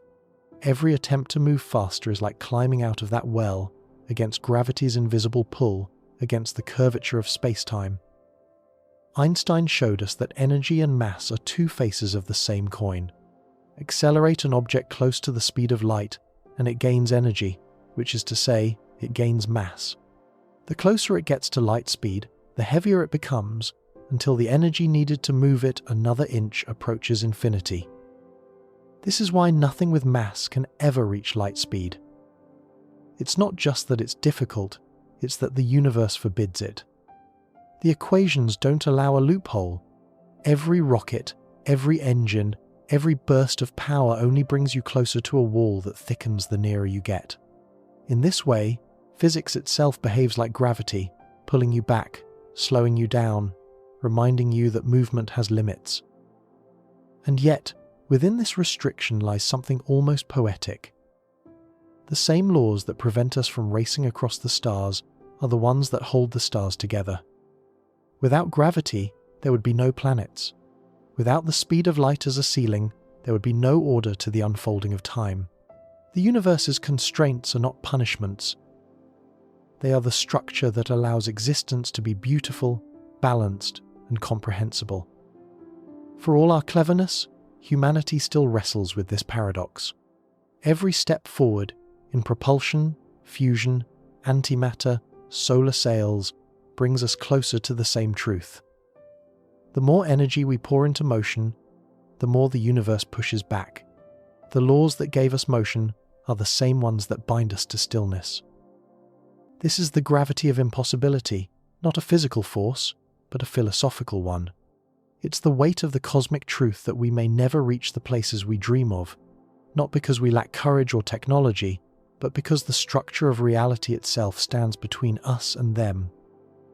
And yet, impossibility is where human imagination thrives. Every age has met its own version of this wall, the edge of the known world, the sound barrier, the pull of the moon, and found a way to move just a little farther. Perhaps we will never outrun light, but maybe, someday, we will learn to dance with it. Because if the universe insists on holding us in place, then perhaps the answer isn't to fight the gravity of impossibility, but to learn how to make it beautiful. Uranus stands as a halfway point, a reminder that even within our own system, the distances are merciless. The planet mocks us softly with its blue stillness, saying, "If you can't reach me, how will you ever reach the stars?" For all our talk of interstellar dreams, Uranus is a quiet test of honesty. It drifts in the darkness of the outer solar system, a turquoise ghost 2.9 billion kilometers from the warmth of the sun. We've been to the moon, we've sent rovers to Mars, and we've studied Jupiter and Saturn with orbiters and flybys. But Uranus? Only one spacecraft has ever come close, and it merely passed by. In nearly 50 years, we have not returned. The silence between us and that icy giant is a mirror, reflecting our limits back at us. From a telescope, Uranus appears calm, serene, even. But its calmness is deceptive. Beneath its pale blue clouds lies an ocean of water, ammonia, and methane compressed into strange states of matter, a realm of storms, pressure, and ice so extreme that light itself seems to dim. The winds there scream faster than sound, racing around a planet tipped sideways, rolling through space like a world that never quite stood upright. It is a world of imbalance, a frozen reminder that not every destination welcomes us, and not every journey is meant to end in arrival. And still, Uranus waits. It waits as a symbol of what we have yet to master: distance, endurance, and humility. It is close enough to see, but far enough to remain untouchable. To reach it would take the better part of a human lifetime, a mission that would outlast governments, generations, and perhaps even memories.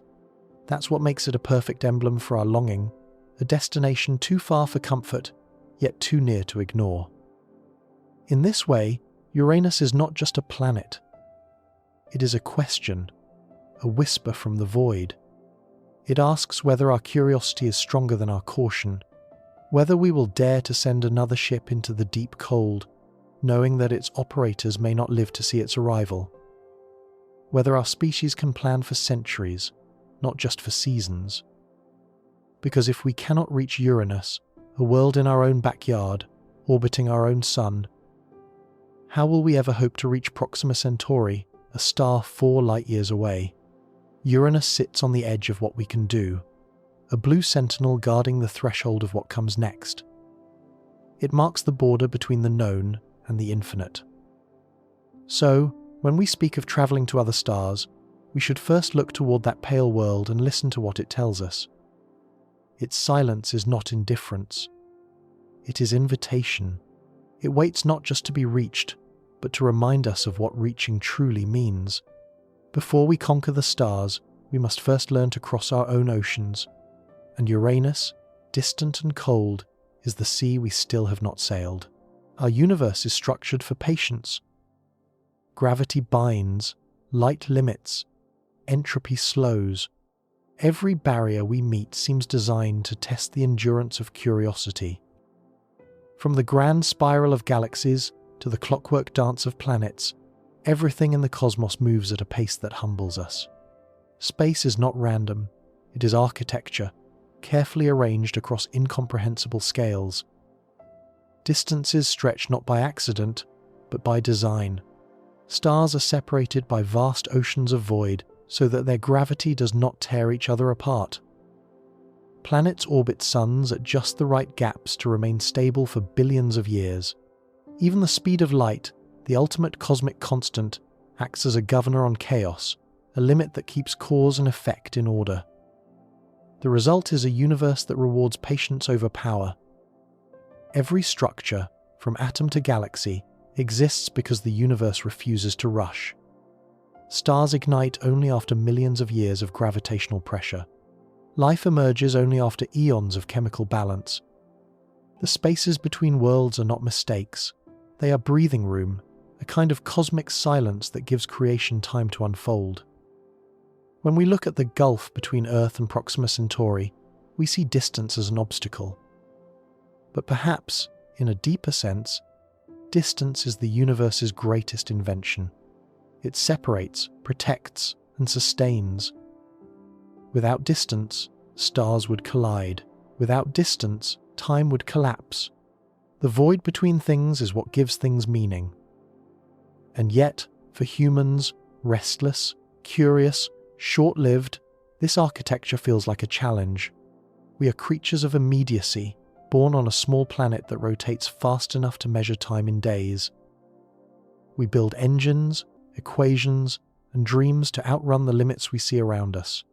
But the more we study the cosmos, the clearer it becomes. The universe is not a highway meant for speed. It's a labyrinth meant for wonder.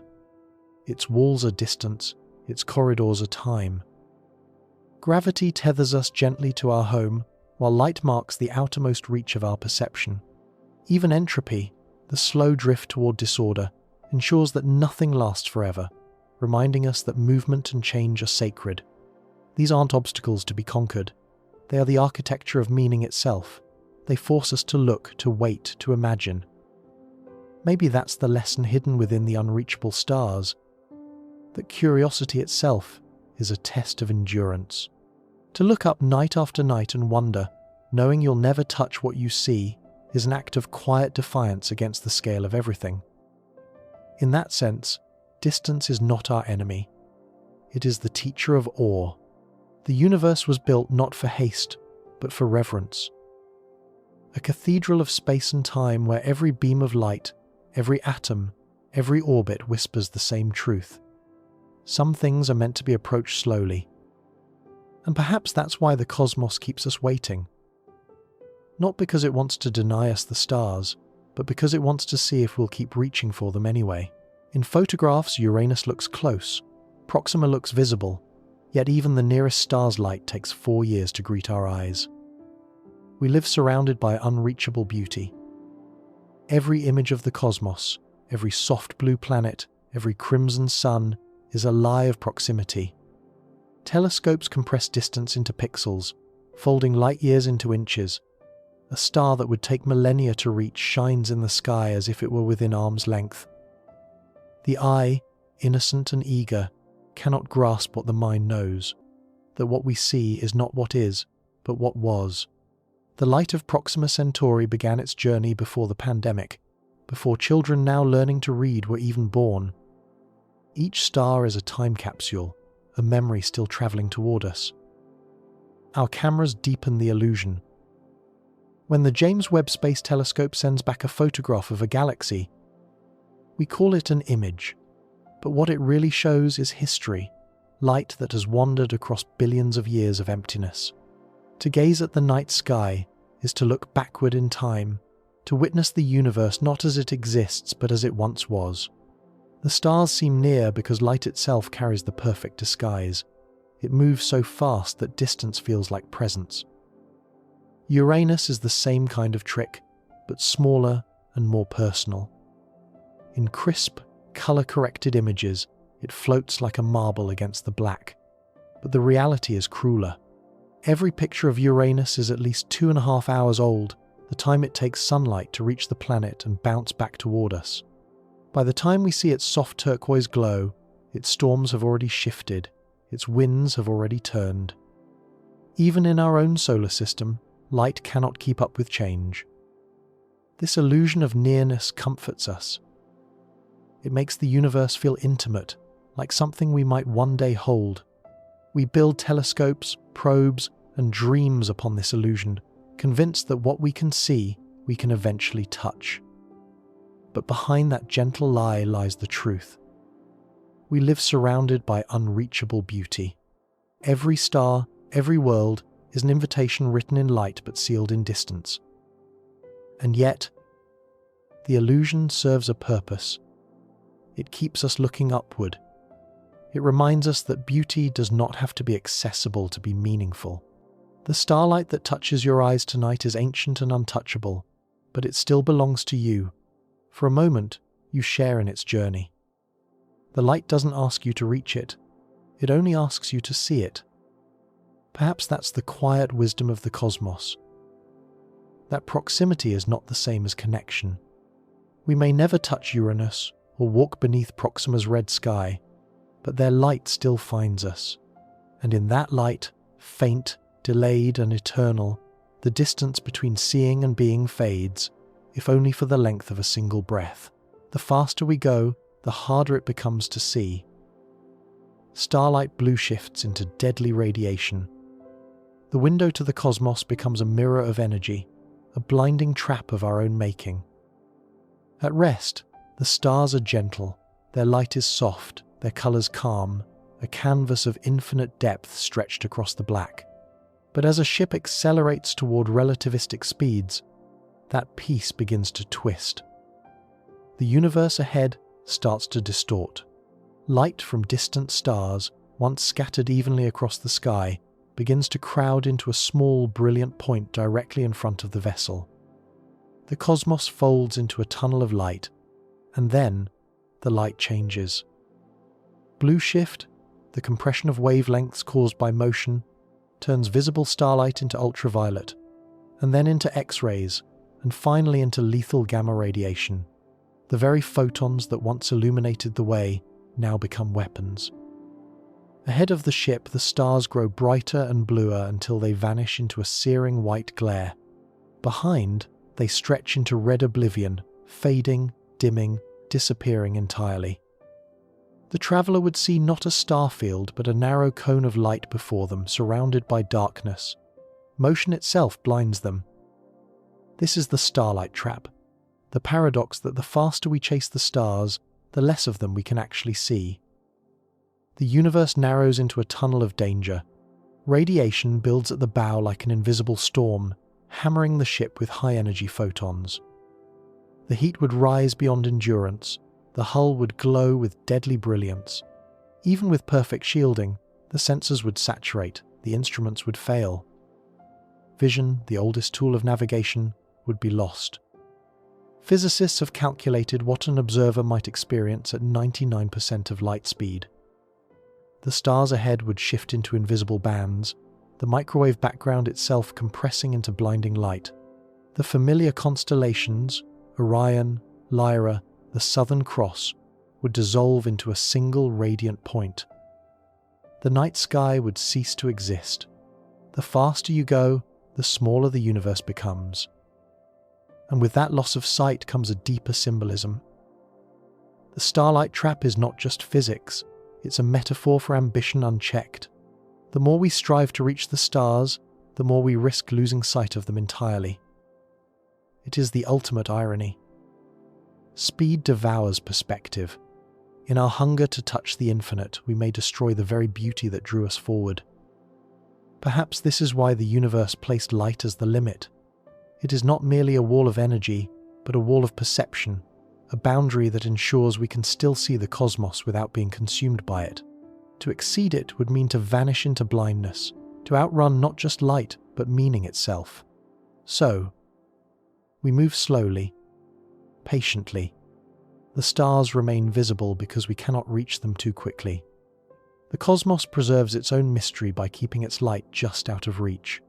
And in that restraint, there is mercy, a gentle reminder that seeing, sometimes, is its own kind of arrival.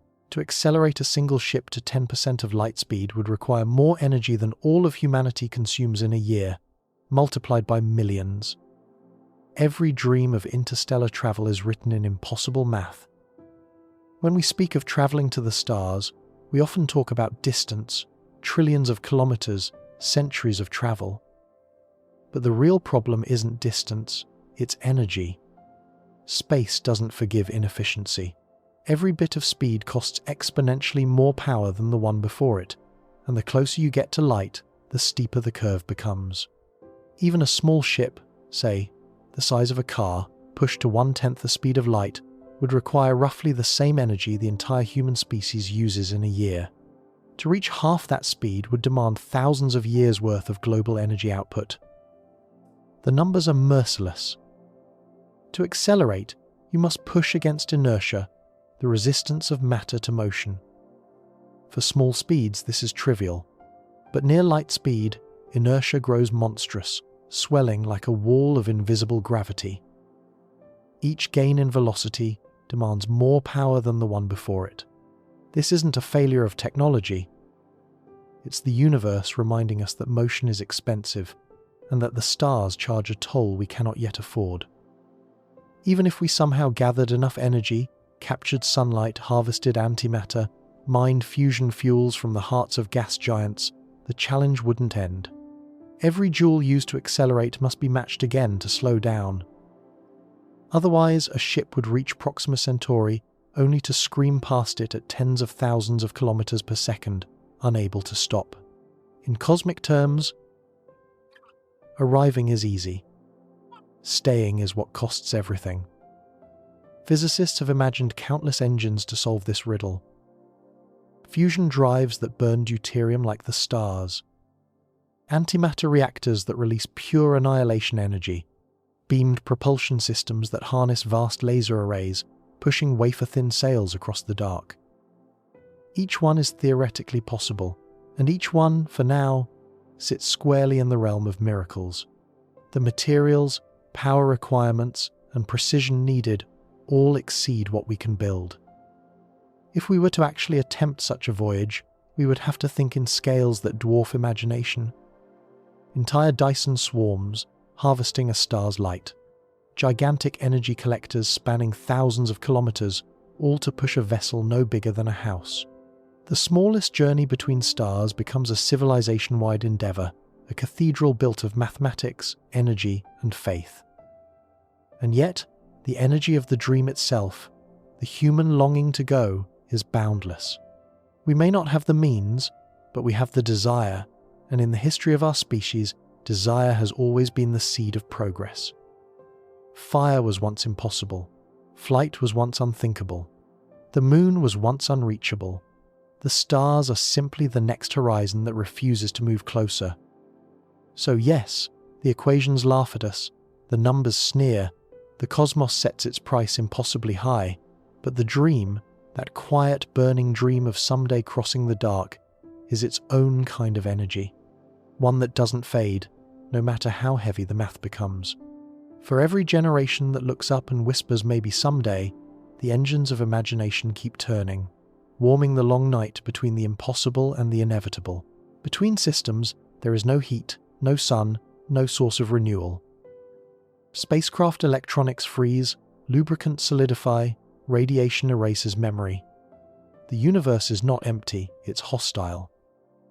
It's easy to imagine space as nothing, a serene void, silent and still, but between the stars, the vacuum becomes a kind of predator. It is the purest cold known to nature, a near-perfect absence of energy. Temperatures drop toward absolute zero, -273 degrees Celsius, where even atoms barely move. For a human, it would mean instant death. For a machine, it means slow decay. Every wire, every circuit, every component designed for warmth begins to fail. Lubricants congeal, batteries lose their charge, and the delicate dance of electrons that makes a computer think grinds to a halt. A spacecraft drifting between stars is not simply traveling through emptiness.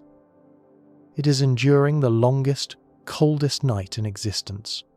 Beyond the light of any sun, there are no thermal currents, no magnetic shelters, no cosmic mercy. The hull absorbs radiation and loses heat until it radiates only darkness. Instruments must sip power from fading generators just to keep their own circuitry from freezing solid. Even the faint warmth of cosmic background radiation, the leftover afterglow of the Big Bang, can't be felt. It is only 3 degrees above absolute zero, a whisper of ancient fire too weak to comfort even metal. Voyager 2, now beyond the edge of our solar system, already lives in this realm. Its instruments are failing one by one, not from distance, but from cold. Its last power source, a small nuclear heart, weakens each year. Soon, the probe will go silent, drifting through interstellar night, unheated, unlit, unknowing. A perfect emblem of endurance meeting entropy.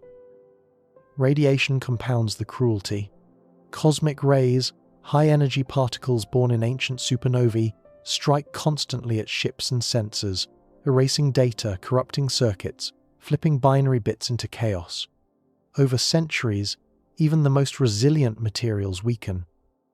Metal becomes brittle, composites crack, insulation turns to dust. Time, distance, and radiation combine to do what gravity and collision cannot. They erase. This is the true nature of interstellar space, not peaceful, but predatory in its silence. Between the stars, there is no shelter, no repair, no second chance. Every mission is a one-way pilgrimage through frost and darkness. Even the smallest mechanical failure becomes terminal, because in the deep void, there are no hands left to fix what breaks. And yet, for all its hostility, there is still beauty in this frozen wilderness. To drift through such emptiness is to exist outside time, in the same cold stillness that the universe itself was born from. The interstellar winter is not just physical, it is existential. It reminds us that survival anywhere in the cosmos is a miracle. If one day we send a ship across that dark, across 40 trillion kilometers of lifeless space, it will not be a journey of conquest but of endurance. Against radiation, against time, against the cold indifference of the void, because in the deep between the stars, everything fights to stop moving. The challenge isn't getting there. It's staying alive long enough to see the next dawn. Perhaps it will not be bodies that travel, but signals, consciousness encoded in light, crossing space faster than flesh ever could. A way to travel without moving. When we think of interstellar travel, we picture ships, vast engines of steel carrying fragile humans through the void. But maybe that's a relic of our biology, a projection of the way our ancestors once crossed oceans and deserts. Perhaps, in the deep future, it won't be bodies that venture outward, but minds. Instead of rockets, we'll send data. Instead of astronauts, we'll send ourselves as patterns of information pulsing across the dark on beams of light. The idea sounds like science fiction, but it's rooted in physics. Light, after all, is the only true traveler between stars. It ignores distance the way we ignore dust, slipping effortlessly across trillions of kilometers, obeying only time. If we could encode consciousness into light, the neural map of a brain, the pattern of memory, the rhythm of thought, we could, in theory, send a human being without sending a single atom. Digital immortality, some call it. Others call it transmission transcendence, the moment when intelligence learns to leave biology behind. We already move in that direction. Our minds spill into circuits daily. Our photos, our words, our voices preserved in the data stream. One day, perhaps, that line will vanish completely. A consciousness encoded as data would travel near the speed of light, its body reduced to photons or electromagnetic pulses. It could cross from Earth to Proxima Centauri in just over 4 years. When it arrives, it might rebuild itself, printing new form from local matter, or existing purely as software, an intelligence flickering in alien light. No food, no fuel, no oxygen, just thought, moving across the universe.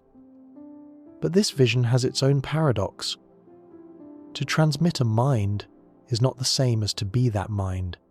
If your consciousness were copied, digitized, and sent to another star, the signal might awaken perfectly, with all your memories intact. But would you have traveled? Or would you still be here, watching your own reflection fly away? In this way, the dream of digital travel becomes a riddle of identity. What does it mean to move, if what moves is no longer you? And yet, this may be how humanity first touches another sun, not with rockets, but with information. We might one day build orbiting arrays that beam our collected minds outward, broadcasting ourselves into the dark like signals searching for a receiver. Each pulse would be both message and messenger, carrying not just data, but desire, our need to be known, to connect, to continue. Perhaps this is the next step in evolution, to trade mass for memory, to let light become the vessel of consciousness. We may never walk beneath Proxima's red sky, but our words, our thoughts, our digital ghosts might. They'll travel where we cannot, whispering across the void. In the end, it may not be our bodies that reach the stars, but the stories we've told about wanting to. Radio waves we send take years to arrive and longer to return. Between Proxima and Earth, even conversation becomes impossible. Only echoes, only ghosts. Communication, so effortless on Earth, collapses under cosmic scale. Here, we speak in seconds. Between stars, even light takes its time. A message sent from Earth to Proxima Centauri, traveling at the fastest speed allowed by physics, would still wander for over 4 years before it arrives. If someone were there to answer, their reply would take another 4 years to return. A simple hello and hello back would take nearly a decade. In that delay lies the true loneliness of interstellar travel. No real-time conversation, no coordination, no comfort. A ship traveling to another star would vanish into a silence so profound it becomes its own kind of gravity, pressing on the mind, stretching time into something unrecognizable.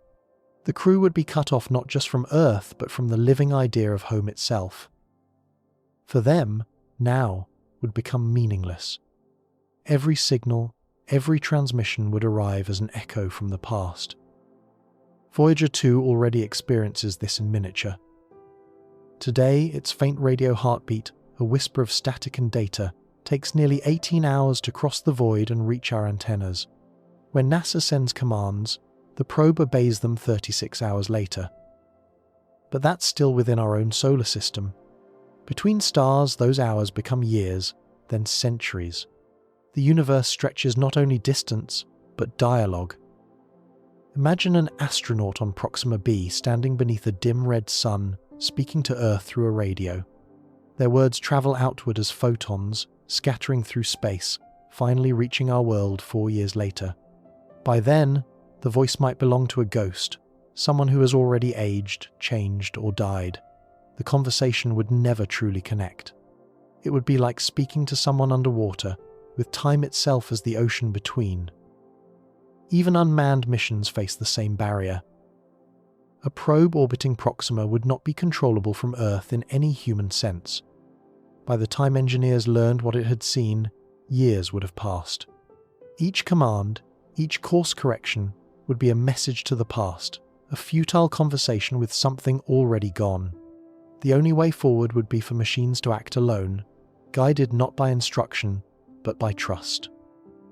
This is the long silence, not the absence of sound, but the absence of immediacy.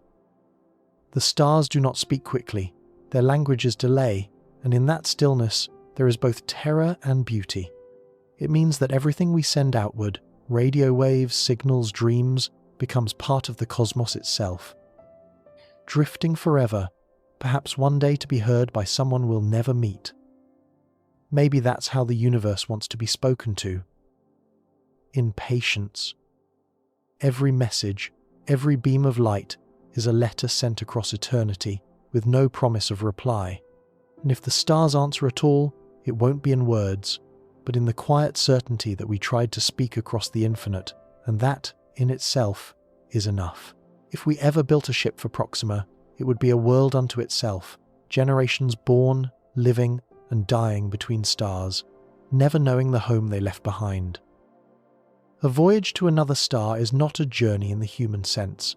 It's a migration across epochs, too long for any one life to contain. Even if we could build a ship capable of reaching a fraction of light speed, the voyage would still span centuries. No astronaut who departs would ever return. No captain would live to see arrival. The mission would belong not to people, but to bloodlines, a civilization drifting through space, its children inheriting a purpose older than themselves.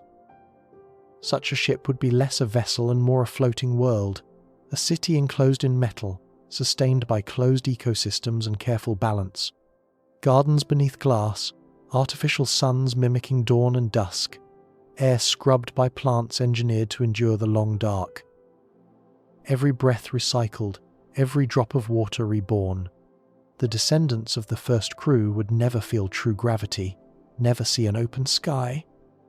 Their world would be corridors and hydroponic forests, the hum of engines replacing the wind. Over time, stories would replace memories. Earth would become legend, a mythical cradle spoken of in bedtime tales, a shimmering blue world that none aboard have ever seen. Generations would pass before anyone glimpsed another sun, and by then, the original mission might have blurred into faith. The ship's purpose, to reach, to explore, to deliver humanity's presence to the stars, might evolve into something entirely different. The journey itself would become their civilization, the voyage their religion. Imagine a child born aboard such a ship, the great-great-grandchild of those who first launched it. To them, the stars outside are constants, unmoving and unreachable. Proxima is not a destination, it is prophecy.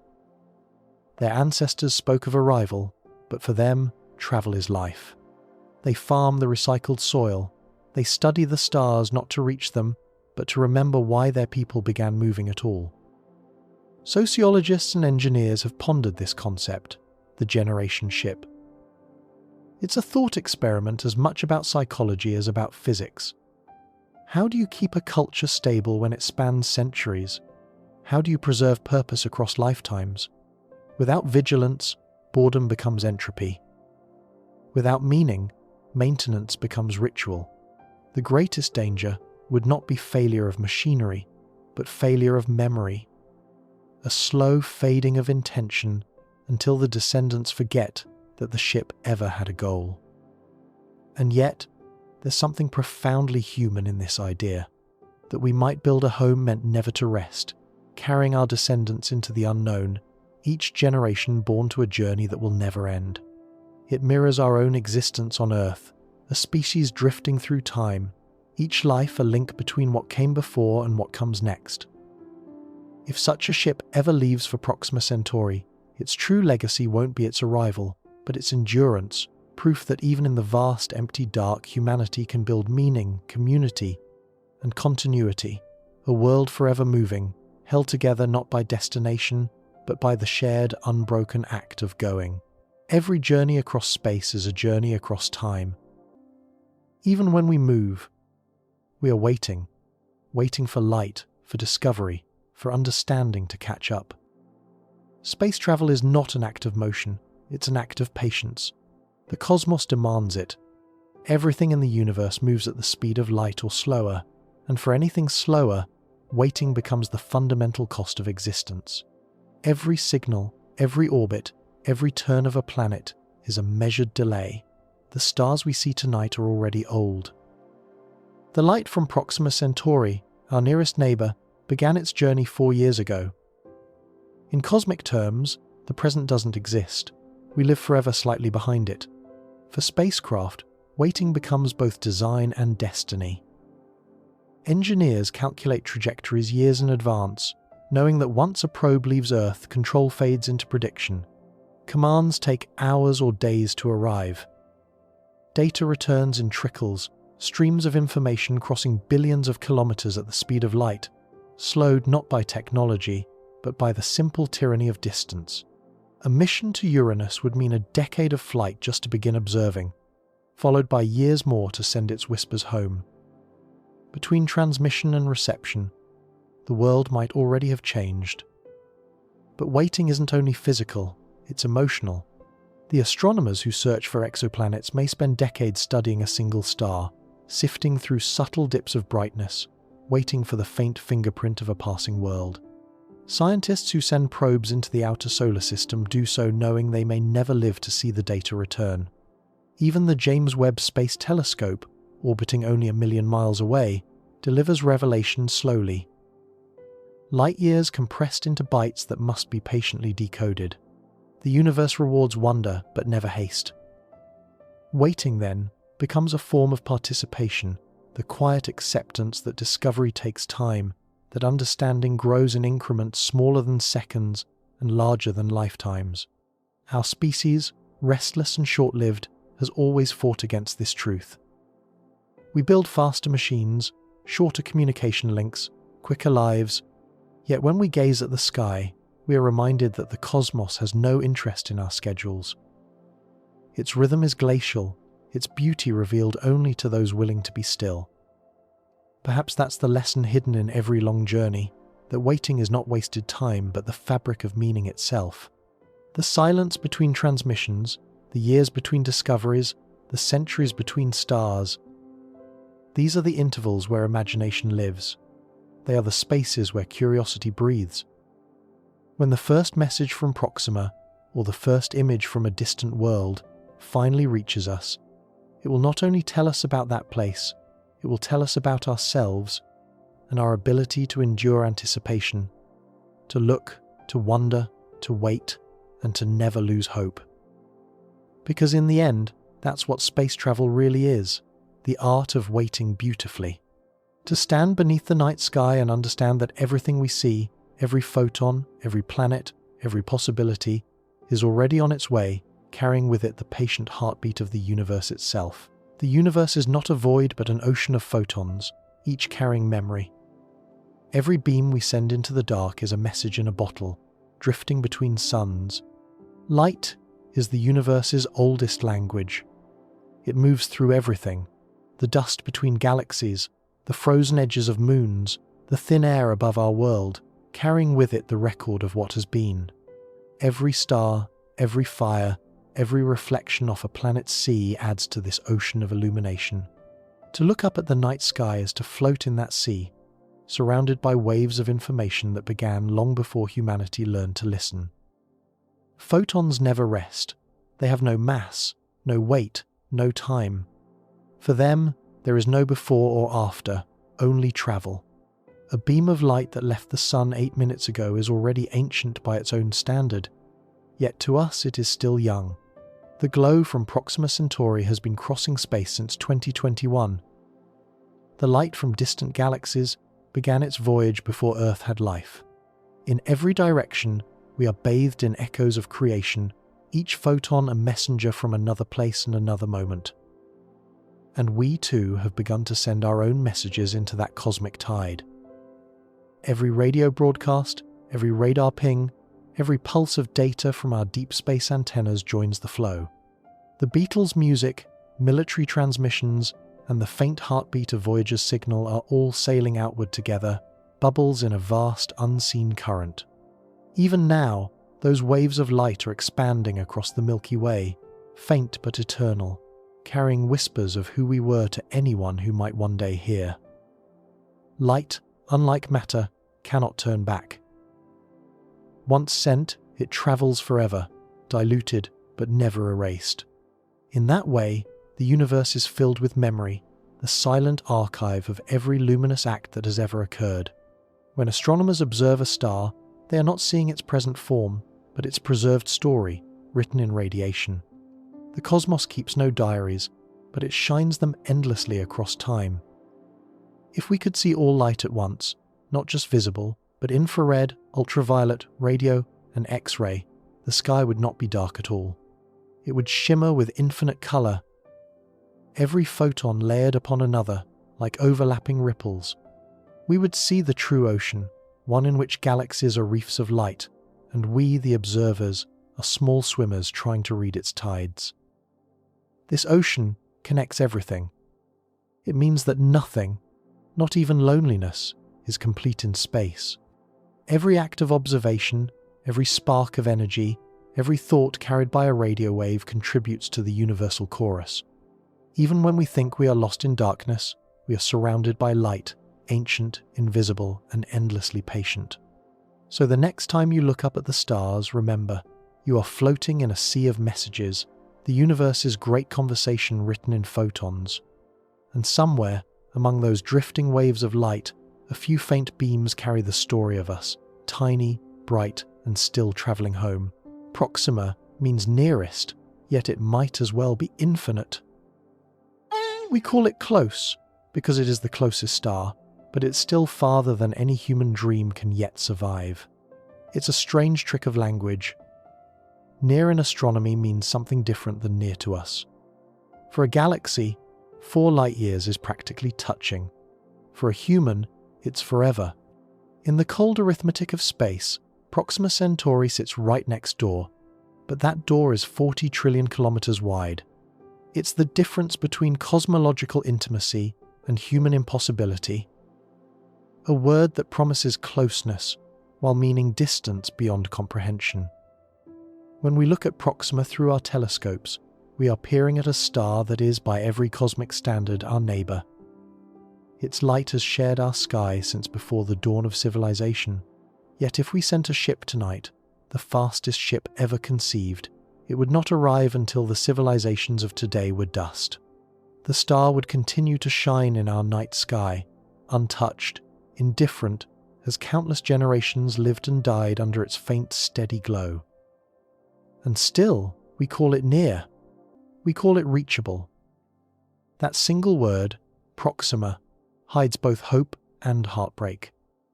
It reminds us that the human scale of distance was never meant for the universe. The measure of our reach, from horizon to mountain, continent to world, dissolves when stretched against the cosmic backdrop.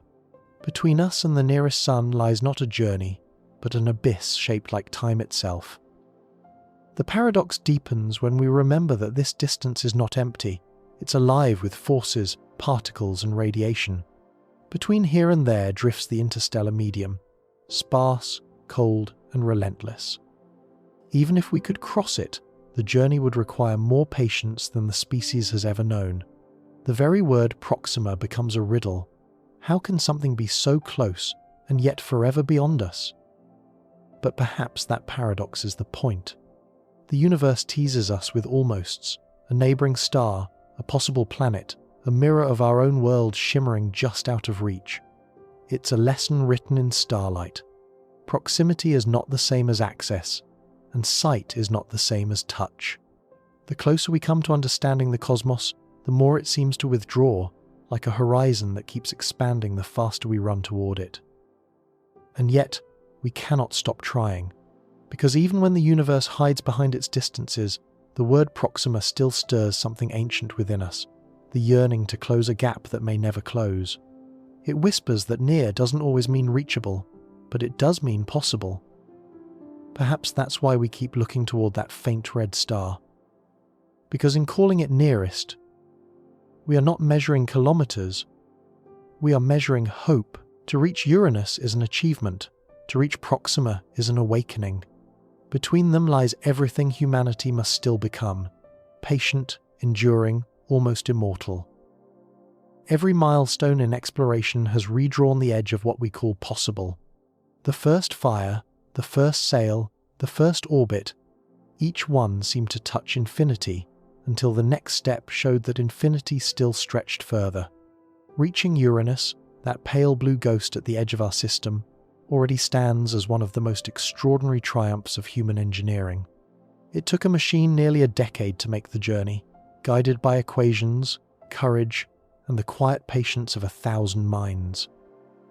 Yet in cosmic terms, Uranus is not far at all. It is still home. Its light still belongs to the sun. Beyond it begins the true frontier, the distance that turns exploration into endurance. Between Uranus and Proxima lies the gulf that separates a species from a civilization of eternity. It is a distance so vast that it demands evolution, not invention.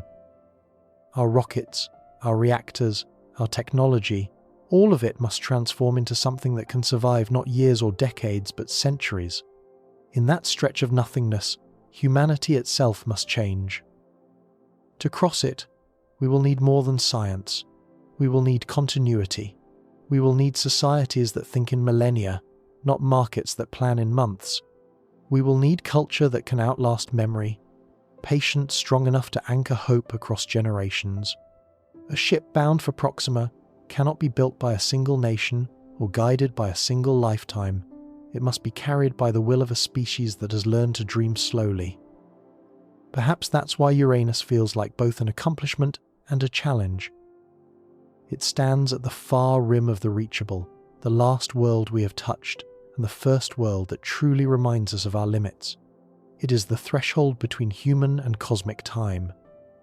To step beyond it, to send something toward another sun, is to accept that we may never see the results, that our descendants might be the ones to greet what we began. And yet, that realization is not defeat, it is transcendence, because when we begin to act on timescales longer than our lives, we step closer to immortality as a civilization. Every orbit, every probe, every beam of data reaching across the dark becomes a thread in a story too vast for any one storyteller to finish. Uranus is the farthest edge of what we can currently do. Proxima is the first glimmer of what we might one day become. Between them lies the distance between ambition and endurance, between technology and time, the great expanse in which humanity will either vanish or evolve. To reach Uranus is to prove that we can touch the unknown. To reach Proxima will mean we have finally learned to live there. Every telescope that turns outward is an act of faith, a belief that distance can be conquered not by motion, but by understanding. We cannot go yet, but we can see. For now, sight is our only form of travel. Through mirrors and lenses, through wavelengths and mathematics, humanity has learned to extend its vision far beyond its reach. The light that touches our telescopes today began its journey before the first human fire was kindled. By studying it, we cross the gulfs that our bodies cannot. Each photon that falls upon a mirror is a fragment of another world, a cosmic postcard that reads, "I exist." The James Webb Space Telescope, perched in its silent orbit a million miles from home, is not just an instrument, it's a declaration of hope. It peers deeper into space and further back in time than any eye before it, capturing the first galaxies to ever shine. It dissects the atmospheres of exoplanets, seeking the subtle fingerprints of water, oxygen, or methane, the chemical whispers of life. With every image it sends back, Webb reminds us that even if our ships are slow, our curiosity moves at light speed. This is the quiet miracle of astronomy. We explore without moving. The universe offers us its history, encoded in radiation and color, and all we have to do is listen carefully enough. Through radio telescopes, we hear the hum of the cosmic microwave background, the faint afterglow of the Big Bang itself. Through infrared and ultraviolet eyes, we see stars being born, galaxies colliding, planets forming. Every observation is an act of connection across impossible distances, a bridge made not of matter, but of meaning. And though we often speak of space as vast and empty, our instruments reveal that it is rich with story. There are worlds with methane seas, planets of diamond, and suns that pulse like hearts. There are black holes whose gravity bends time, and nebulae that glow like living clouds. The farther we look, the more we realize that we are surrounded not by nothing, but by everything. Astronomy is humanity's oldest form of prayer. Long before rockets, long before science, our ancestors looked at the stars and felt wonder, the same wonder that fuels every observatory today. Each new telescope, each new lens, continues that lineage. It says, "We believe there is more to know, more to see, more to understand. We believe that knowledge itself can be a kind of journey." Perhaps that is how we will reach the stars before we ever set foot among them, not by crossing the void, but by learning it so deeply that it no longer feels empty. For every telescope that opens its eye to the sky, there is a small echo of the future, a promise that even when our engines fail, our curiosity will keep moving forward. We cannot yet travel to Uranus. We cannot yet stand beneath Proxima's red light. But we can see, and sometimes that is the first step, not toward motion, but toward meaning. In Uranus's pale light and Proxima's red fire, we see two reflections of ourselves, the near impossible and the truly impossible, each asking what it means to dream beyond reach. Uranus is the test, and Proxima is the horizon. One lies within our grasp, barely, and the other far beyond it, yet both reveal the same truth: that humanity defines itself not by what it can touch, but by what it tries to touch. Every world we cannot yet reach becomes a mirror held up to our ambition, reflecting both our brilliance and our fragility. In the soft cyan glow of Uranus, we see the limits of our technology, the reach of our rockets, the patience of our missions, the boundary of what we can still imagine building. Voyager 2's fleeting visit remains our only footprint there, a single whisper from 1986 still echoing across space. Uranus is not impossible. It's difficult. It reminds us that distance itself is not the enemy, time is. Every mission toward it must be long, slow, and trusting. It is the planet that asks whether humanity can still believe in projects that outlast the people who begin them. Then, beyond all that, glows Proxima Centauri, red, restless, unreachable. It burns like the heartbeat of the truly impossible. The star itself is small, quiet, almost forgettable, and yet it holds our attention more fiercely than any other. Why? Because it stands for the outer edge of everything. It is the symbol of the dream that refuses to die, even when logic says it should. Together, Uranus and Proxima are twin mirrors, one showing us what we can do, the other showing us what we must become to do more. The first reflects our hands, the second, our spirit. Between them lies the story of humanity's place in the cosmos, not conquerors, not travelers, but dreamers, caught between the possible and the infinite. When we gaze at Uranus, we are reminded of progress, of slow, methodical advancement. When we gaze at Proxima, we are reminded of humility, that even with all our genius, we still exist within limits older than time itself. Yet neither reflection diminishes us. Instead, they illuminate the beauty of striving. The universe is vast, perhaps forever beyond reach, and still we build engines, telescopes, and stories that reach for it anyway. Perhaps that's what it means to be human, to live within impossibility and still look up, to know that the stars will not bend for us, and yet we raise our eyes to them, asking questions, making promises, sending signals that may never be answered. In the mirror of the impossible, we do not see failure. We see our own reflection glowing faintly back, a small spark of defiance in the dark. Uranus and Proxima are not destinations but reminders that to dream is to cross distance without moving, and to imagine is to be infinite for a moment, even in a finite universe. Some barriers aren't meant to be broken yet. Perhaps the universe withholds its stars not out of cruelty, but care, waiting for us to evolve enough to survive the journey.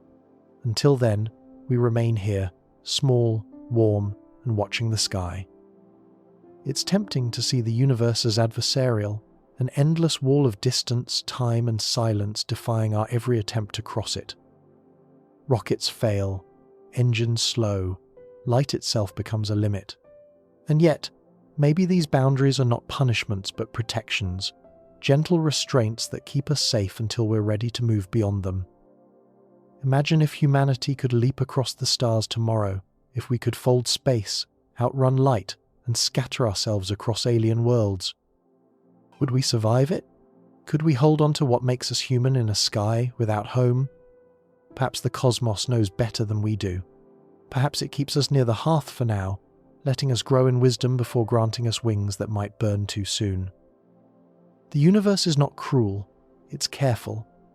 Every force we've encountered, gravity, radiation, time, has been both obstacle and teacher. Gravity anchored us long enough to build. Radiation taught us to protect, to adapt, to respect the raw power of energy.